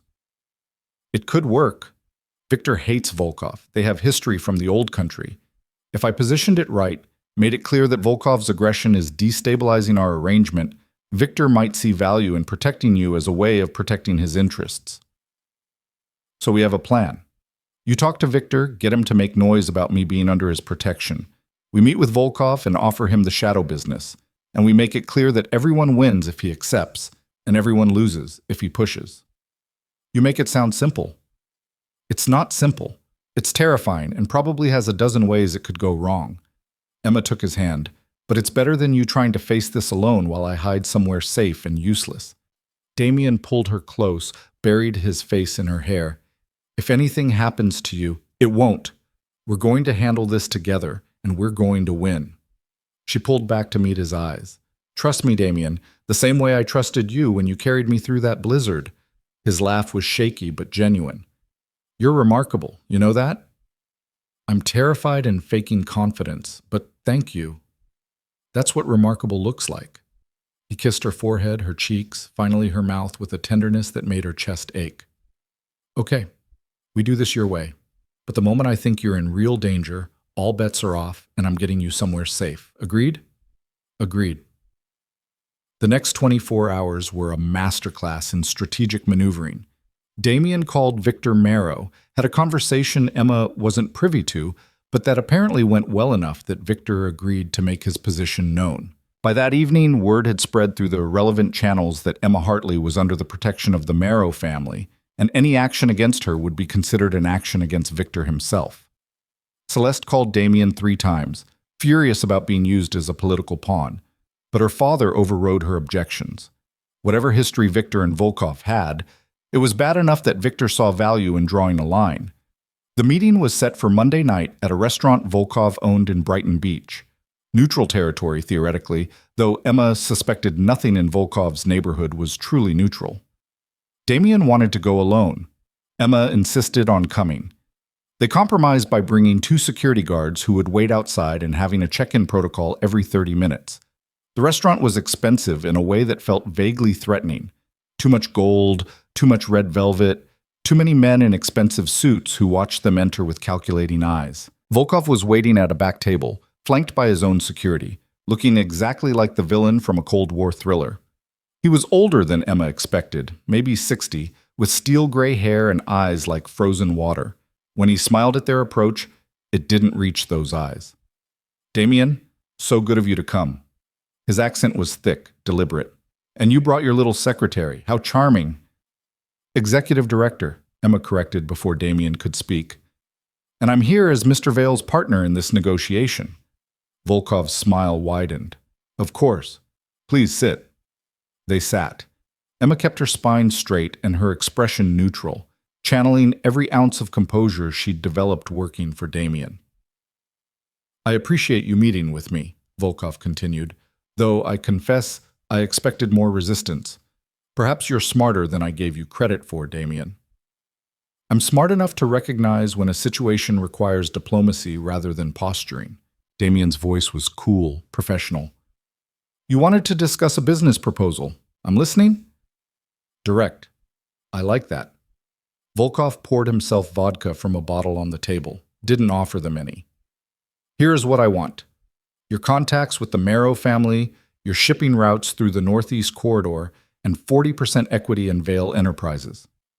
Emma felt Damien go rigid beside her. The demands were insane, would essentially hand Volkov control of everything Damien had built.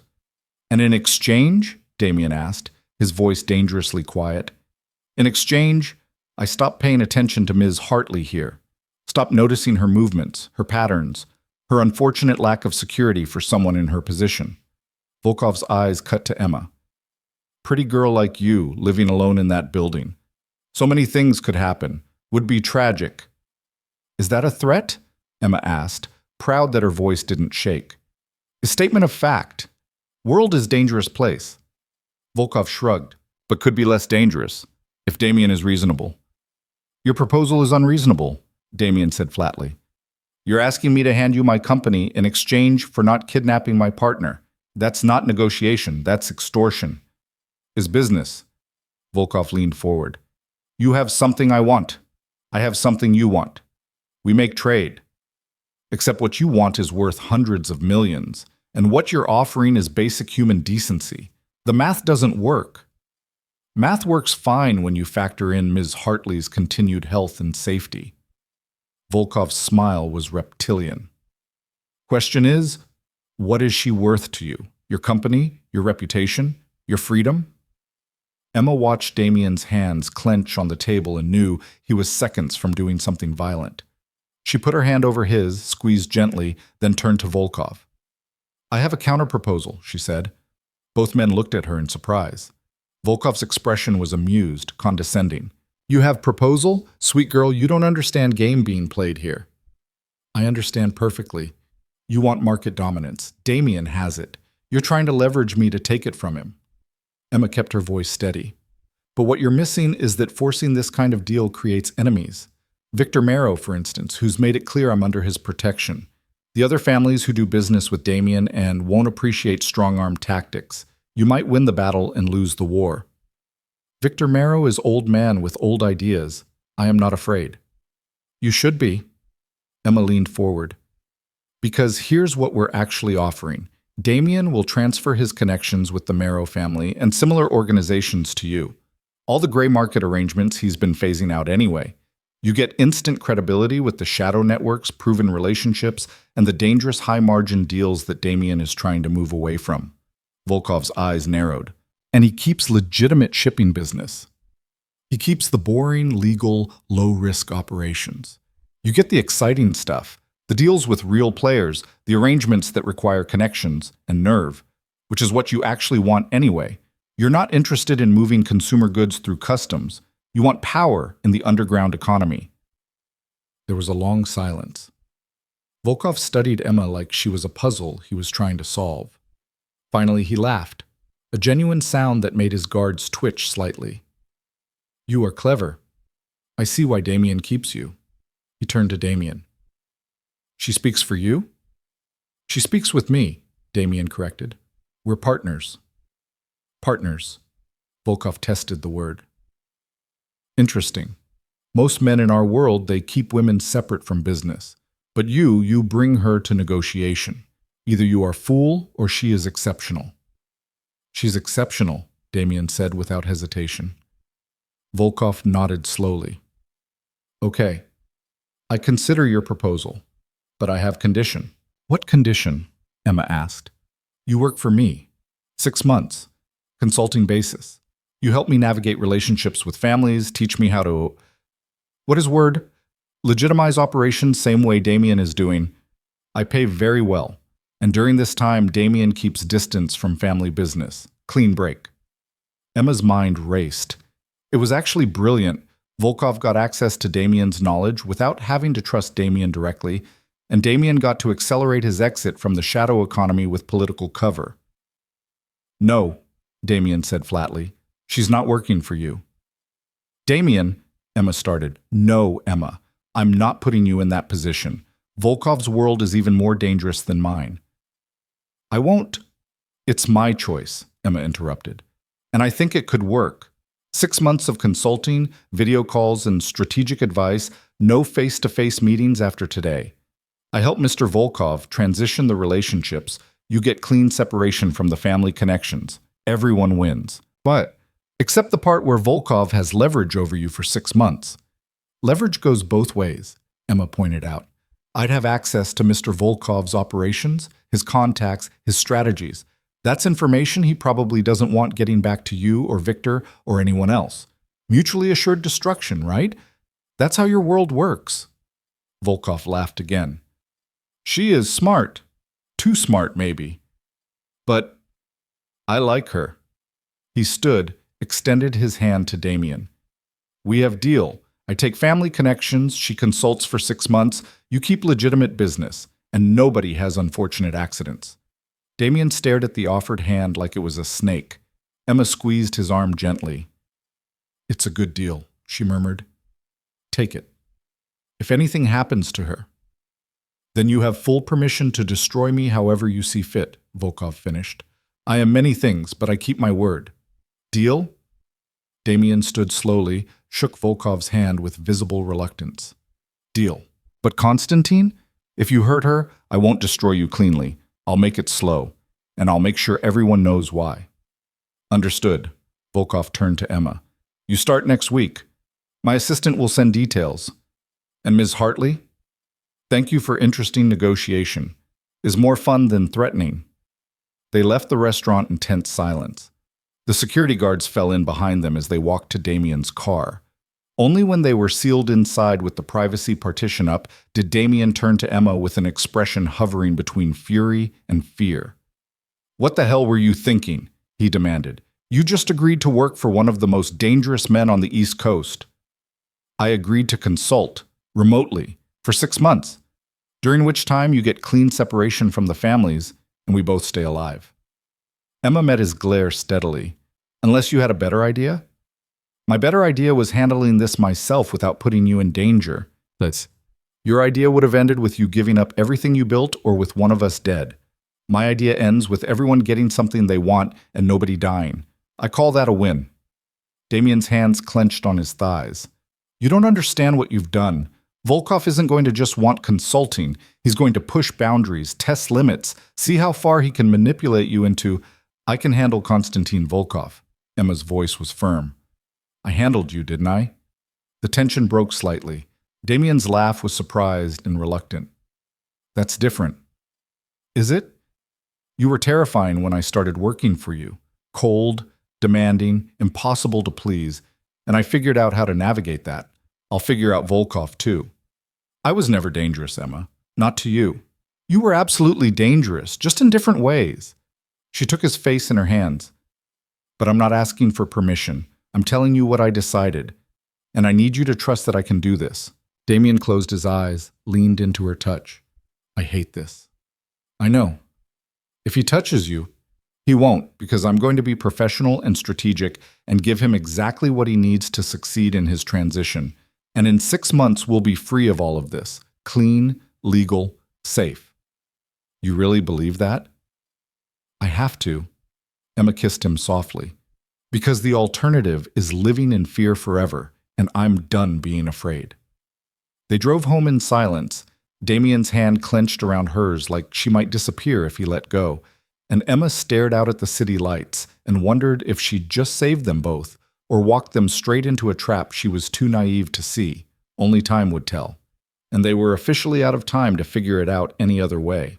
The consulting arrangement with Volkov started smoothly enough that Emma almost forgot to be terrified. Video calls twice a week, strategic memos about navigating relationships with the families, introductions to key players who needed to trust that Volkov could handle the transition from Damien's network. It was challenging work that required every bit of political savvy Emma had developed, but it was manageable. For 3 weeks, everything went exactly according to plan. Then Volkov called on a Wednesday afternoon with a request that made Emma's stomach drop. "I need you to come to warehouse," he said without preamble. "Is problem with marrow shipment. They say they only deal face-to-face for this type of negotiation. You know Victor, yes? You come, you smooth over, everyone is happy." Emma's hand tightened on her phone. "Mr. Volkov, our arrangement was remote consulting only. I can conference call with Victor, but I can't—" "Is not request, Mrs. Hartley. Is necessity. Shipment is worth $3 million. Victor insists on personal assurance that I am who I say I am, that transition is legitimate. You are bridge. You come to warehouse, you make introduction, you leave. 2 hours maximum." "I need to talk to Damien." "Of course." "But Emma?" His voice went cold. "Shipment leaves Friday. If deal falls through because you are too frightened to do your job, then I must reconsider our arrangement. And when I reconsider, I think maybe Damien is not holding up his end of bargain. Maybe he is still interfering with family business through you. Maybe I need to send message about interference." The threat was clear. Emma's mind raced through scenarios, all of them bad. "I'll be there. Thursday, 2 p.m. Send me the address." Smart girl, I knew Damien chose well. He hung up. Emma sat frozen for a long moment, then called Damien with shaking hands. "Absolutely not," was his immediate response when she explained. "This is exactly what I was afraid of. Volkov is testing boundaries, seeing if he can manipulate you into vulnerable positions. You're not going. If I don't go, he'll consider it a breach of contract, which means the deal falls apart and we're back to him threatening us. Or worse. Then the deal falls apart. Emma, I'm not letting you walk into a warehouse controlled by Volkov with no backup and no guarantees of safety." So I bring backup. You, your security team. Hell, we can call Victor directly and have his people there too. But Damien, if I don't show, we lose everything we negotiated for." The silence on the other end was heavy with barely controlled fury. Finally, Damien spoke, his voice tight. "Okay, here's what's going to happen. You go to the warehouse. I go with you. Victor sends his own people to oversee the introduction.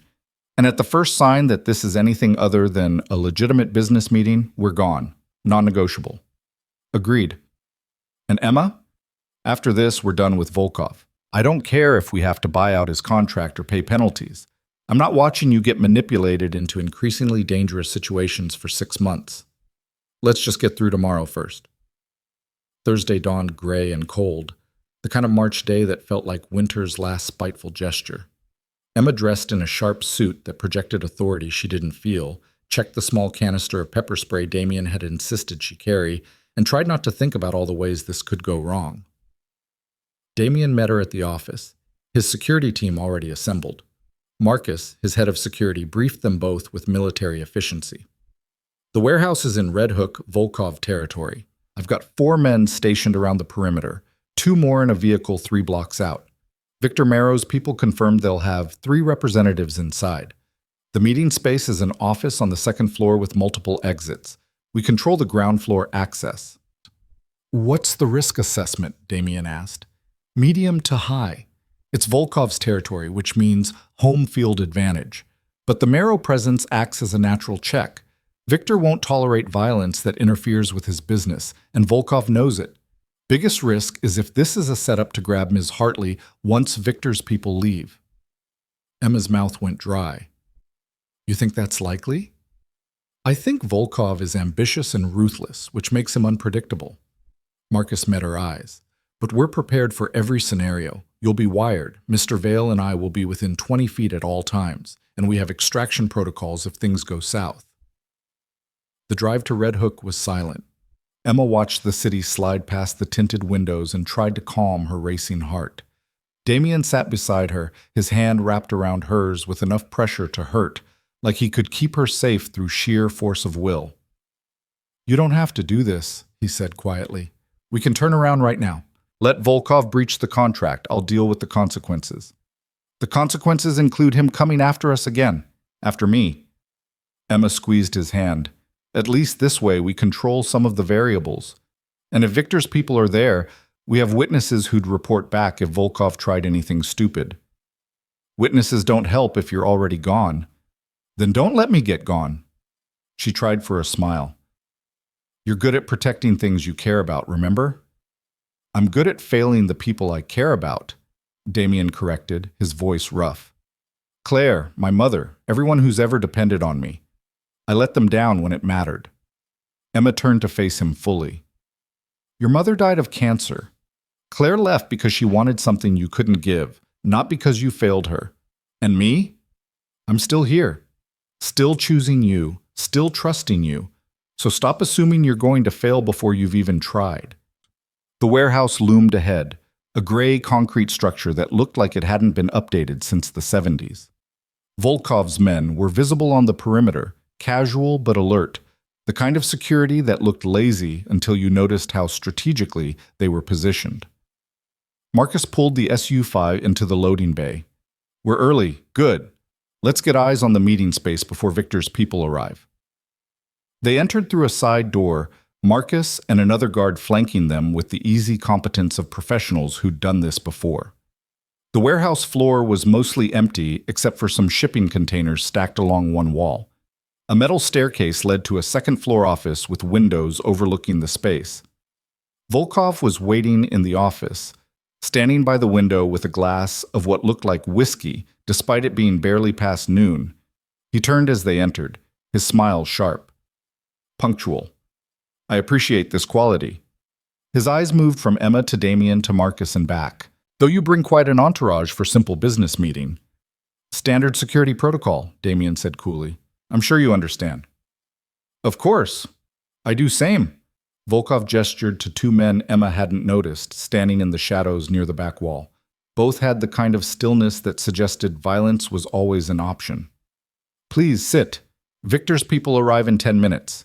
We discuss terms before they come, yes? Emma took the chair Volkov indicated, Damien immediately sitting beside her close enough that their shoulders touched. Marcus positioned himself near the door, casual but alert. The terms were already discussed, Emma said. This is just an introduction to formalize the transition. Yes, but I think maybe we adjust slightly. Volkov sat across from them, his expression pleasant in a way that set off every alarm in Emma's head. See, I have been thinking, 6 months consulting, this is good. But what if we extend? Make it permanent arrangement. You work for me. Help me build legitimate empire like Damien has done. I pay you double what he pays. Triple, even. That's not what we agreed to, Damien said flatly. Is better deal. Everyone benefits. Volkov's eyes locked on Emma. You have talent for this work. Why waste it helping Damien when you could build something yourself? With my resources, my connections, you could be powerful. Really powerful. Emma kept her expression neutral, even as her mind raced. This was the play Damien had predicted.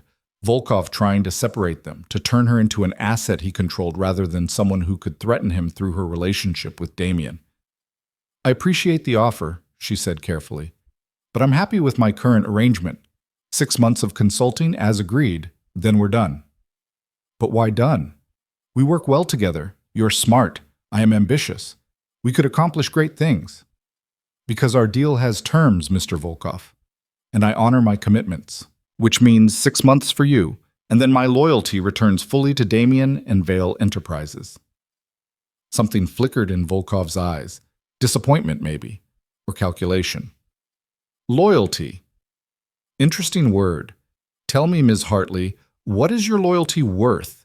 Because I think maybe Damien has not been honest with you about his own loyalties. Meaning? Emma's voice stayed steady despite the dread pooling in her stomach. Meaning while you negotiate for him, while you risk yourself in my warehouse, he makes plans you don't know about. Volkov pulled out his phone, tapped a few times, then slid it across the table. Look. Emma looked.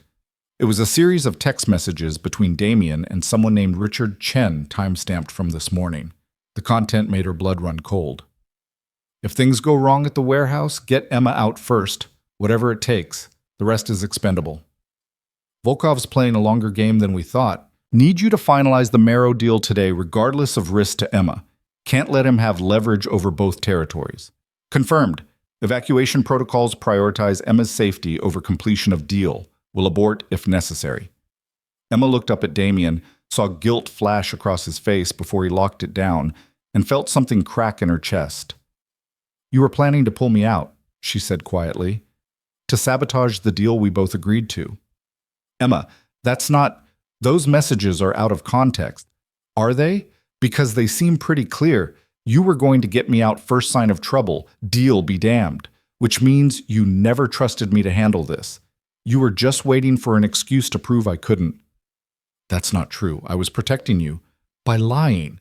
By making plans behind my back. Emma's voice rose despite her best efforts to stay calm. I thought we were partners. I thought you trusted me to make my own choices about risk. I do trust you, but I'm not going to sacrifice you for a business deal, Emma. I'm sorry if that makes me a liar, but I meant what I said in those texts. You're more important than any of this. Volkov watched the exchange with obvious satisfaction. You see? He protects himself by controlling you, is not partnership, is ownership dressed up with pretty words. Stay out of this, Damien snapped. Why? I am offering her freedom. You offer her cage. Volkov turned to Emma. Work for me permanently. I give you real power, real authority. No more being Damien's protected pet. You be dangerous in your own right. Emma's mind spun. Part of her was furious at Damien for the text, for the implication that he'd been planning to override her decisions for her own good.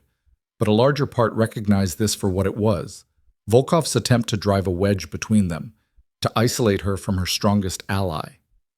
No, she said firmly. Volkov's eyes narrowed. You refuse without even considering? I refuse because I know manipulation when I see it. Yes, Damien made contingency plans I didn't know about. Yes, he prioritized my safety over the deal, but that's not control. That's him being terrified of losing someone he cares about and trying to mitigate risk the only way he knows how. She turned to Damien. Was it wrong not to tell me? Yes. Should we have discussed it? Absolutely. But I understand why you did it, and I don't think it makes you controlling. I think it makes you scared. Damien's expression cracked, raw emotion bleeding through. I'm so fucking scared, Emma, every day, that someone's going to hurt you to get to me, that I'm going to fail to protect you the way I've failed everyone else. And yes, I made plans without telling you because I can't. His voice broke. I can't lose you. I won't survive it. Emma's anger dissolved in the face of his naked vulnerability. She reached for his hand. Then stop trying to protect me from everything, including my own choices. Let me be your partner for real. Scary parts and all. Touching, Volkov interrupted, but still doesn't change facts. Damien will always put his fear above your autonomy, will always make you smaller to keep you safe. I offer you chance to be big, to be feared instead of protected. I don't want to be feared, Emma said, and I don't need to be protected from every risk. What I need is someone who sees me as an equal even when they're terrified. And Damien, she squeezed his hand. He's learning. We both are. Before Volkov could respond, Marcus's radio crackled. Marrow's people are here. 3 SUVs, 6 individuals. They're coming up now. Good, Emma said, turning back to Volkov. So let's do this. I'll make the introduction, formalize the transition, and then our arrangement continues as originally agreed. 6 months, no extensions, no renegotiations. Volkov studied her for a long moment, then smiled slowly. You are wasted on him, you know. But okay, we proceed as planned, for now. The meeting with Victor's representatives went smoothly despite the tension crackling beneath the surface. Emma made the introductions, vouched for Volkov's legitimacy in taking over the family connections, and facilitated the transfer of information about ongoing arrangements. Victor's head representative, a severe woman named Irina, who looked like she could kill with her pinky finger, seemed satisfied with Volkov's credentials and Emma's assurances. Victor says to tell you both, Irina said, looking between Emma and Damien, that he appreciates clean transitions. No drama, no power plays. This is how business should be done. And Ms. Hartley, he says you have shown good judgment. He will remember this. Coming from Victor Marrow, that was high praise and possibly a life insurance policy. Emma nodded her thanks. The meeting wrapped up within 90 minutes. As Victor's people filed out and Volkov walked them downstairs, Damien pulled Emma aside. I'm sorry, he said quietly, about the texts, about not trusting you to handle this. You're right. I was letting fear make me controlling. And I'm sorry for how I reacted in front of Volkov. I should have waited until we were alone. Emma leaned against him, suddenly exhausted. But Damien, we have to be honest with each other, completely honest, even when it's scary or makes us vulnerable. Otherwise, this doesn't work. I know, and I'll do better, I promise. They were halfway to the door when the explosion hit. The blast came from somewhere below, a concussive force that shook the building and sent Emma stumbling. Damien caught her as the lights flickered and went out, emergency backup kicking in seconds later with dim red illumination. What the hell? Marcus was already on his radio. Perimeter, report. What was that? Static? Then a voice crackling through. Explosion in the loading bay. Vehicle fire. Repeat. Vehicle fire in the loading bay. Building integrity compromised. We need to evacuate now. Damien's hand locked on Emma's arm. We're leaving. Now. But when they reached the stairwell, smoke was already pouring up from below. Marcus tried the door to the warehouse floor and jerked back as heat blasted through. Fire's spreading fast. Stairwell's not an option. He scanned the area, eyes landing on a window. There's a fire escape on the east side. We go out the window, down 2 floors, and we're clear. They were moving toward the window when Volkov appeared from a back hallway, flanked by his guards. His expression was no longer pleasant. Going somewhere? He asked. The building's on fire, Damien snapped. In case you hadn't noticed. Oh, I noticed. I arranged it. Volkov's smile was cold. See? I thought about your proposal, Emma, about partnership and respect and all those nice words, and I decided, why share power when I can just take it? Emma's heart stopped. You blew up your own warehouse? Is insured, and it provides excellent cover for unfortunate accident. Damien Vale and his associate, tragic victims of industrial explosion. Very sad. I send flowers to funeral. Marcus moved fast, going for his weapon, but Volkov's guards were faster. Gunshots cracked in the confined space, deafening and final. Marcus went down, blood blooming across his chest. No! Emma's scream was raw. Damien tried to lunge forward, but one of Volkov's guards had a gun pressed to Emma's head before he could take 2 steps. Don't, Volkov said pleasantly. I would prefer not to shoot her right away. She could still be useful. But if you make me choose between useful and expedient, I choose expedient. Damien froze, his eyes locked on Emma's face. She could see the calculation running through his mind, the desperate search for a play that didn't end with one or both of them dead. What do you want? He asked, voice carefully controlled. Everything. Your company, your connections, your territory, all of it. You signed transfer papers. Volkov pulled out documents from his jacket, impossibly prepared. And I let Emma live. You refuse, she dies first, and you die knowing it was your pride that killed her. Simple choice. Those papers would take weeks to validate. You can't just... I can't? Damien, I blow up my own warehouse to make point. You think I care about legal technicalities? Volkov's expression hardened. You sign now, or Emma's blood paints these walls. Choose. Emma met Damien's eyes and saw the exact moment he decided to sign. Saw him choose her life over everything he'd built. And something in her snapped. Not into fear, but into cold, clear fury. Don't sign it, she said. Everyone looked at her like she'd lost her mind. Emma? Damien started. Don't sign it, because he's going to kill us both anyway. The moment you give him what he wants, we're liabilities. Witnesses to murder. He's not letting us walk out of here, Damien. So don't give him the satisfaction of dying after watching your life's work stolen. Volkov's expression flickered with something like respect.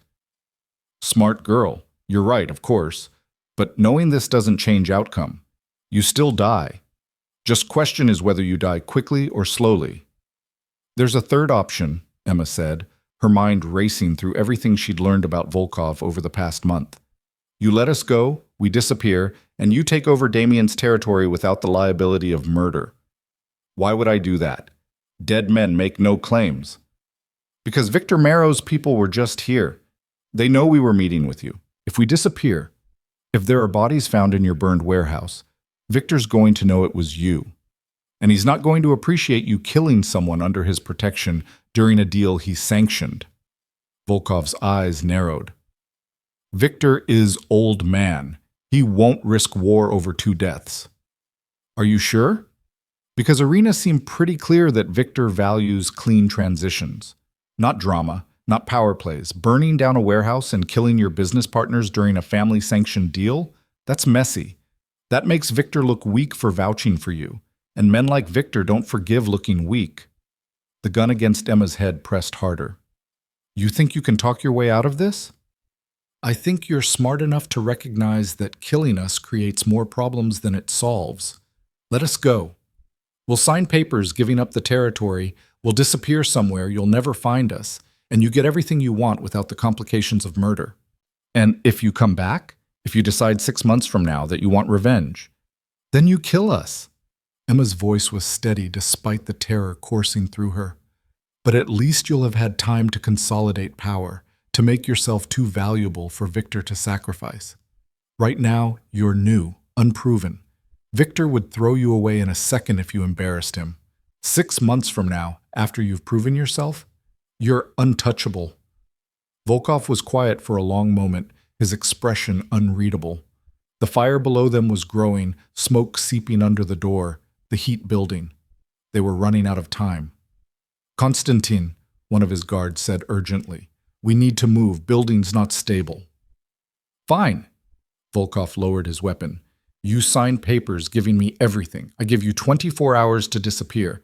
If I see either of you again, you die. Understood? Understood, Damien said immediately. Volkov produced a pen. Damien signed with shaking hands while Emma held her breath, praying this wasn't just prolonging the inevitable. When it was done, Volkov took the papers and smiled. Smart choice. Now go, before I change my mind. They ran. Out the window, down the fire escape, their hands slipping on metal rungs slick with condensation.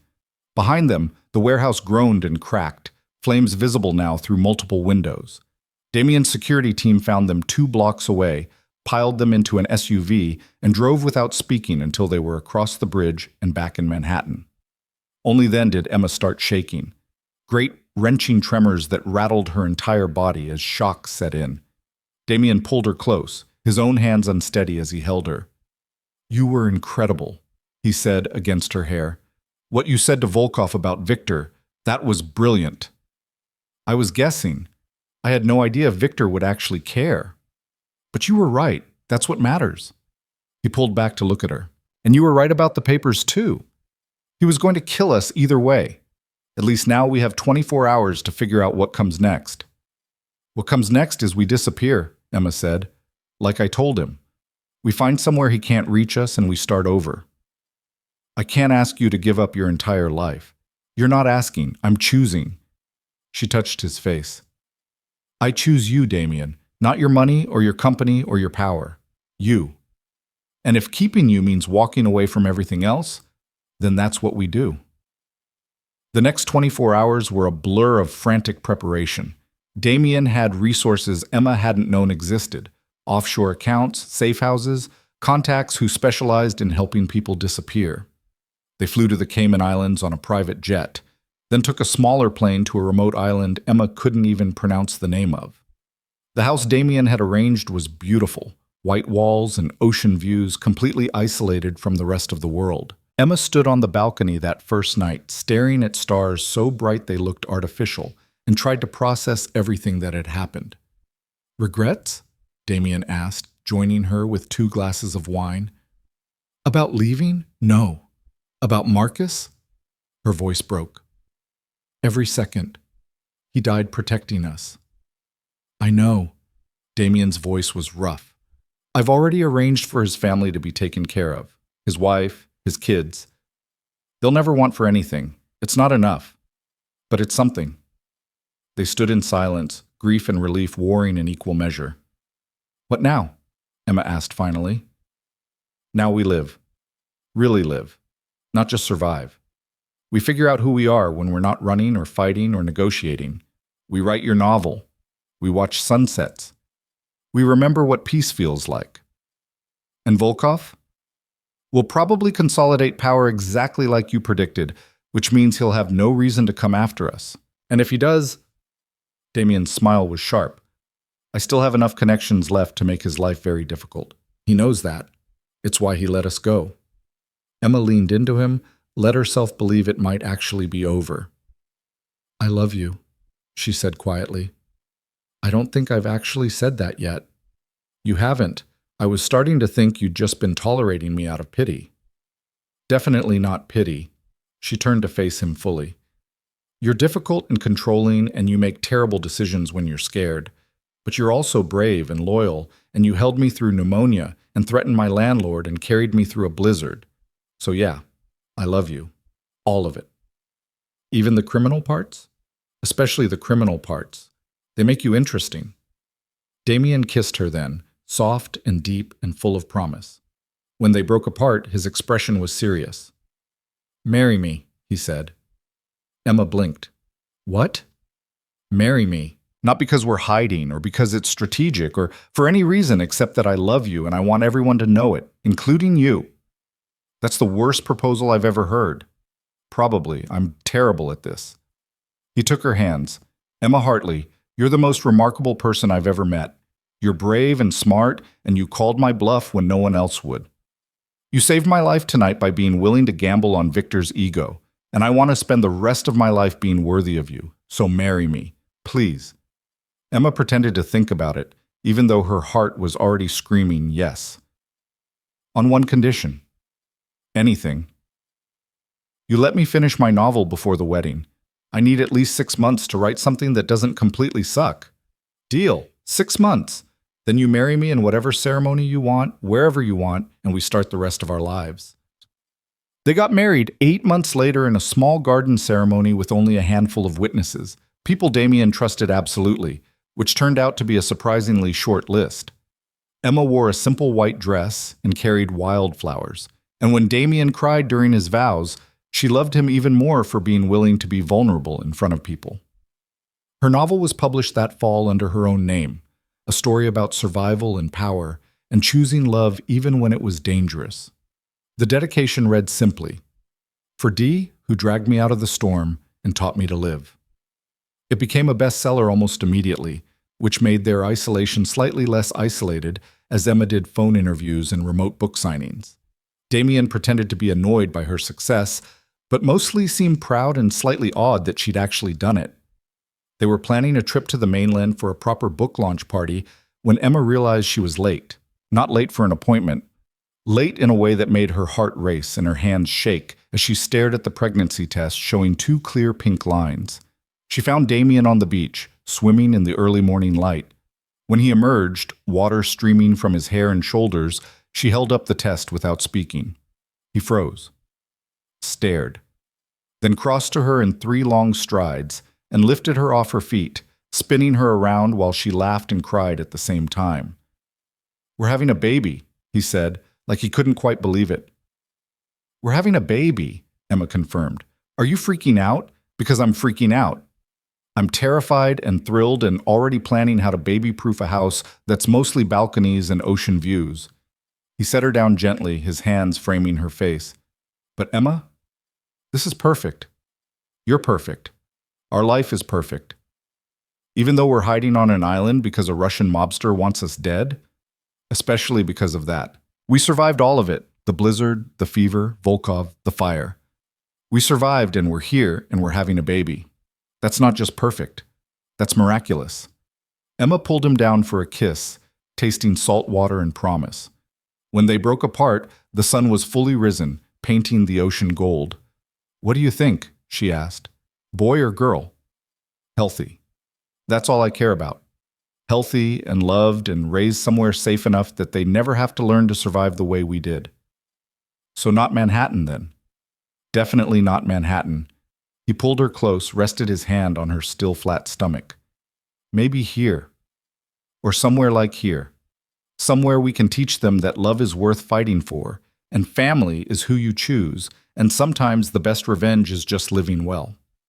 6 months later, they had a daughter with Emma's eyes and Damien's stubborn determination. They named her Hope because it felt appropriate. A promise that despite everything, despite the darkness they'd walked through, there was still room for light. And when Emma held her for the first time, exhausted and overwhelmed and more in love than she'd thought possible, she looked at Damien and saw the same wonder reflected in his expression. "We did it," she whispered.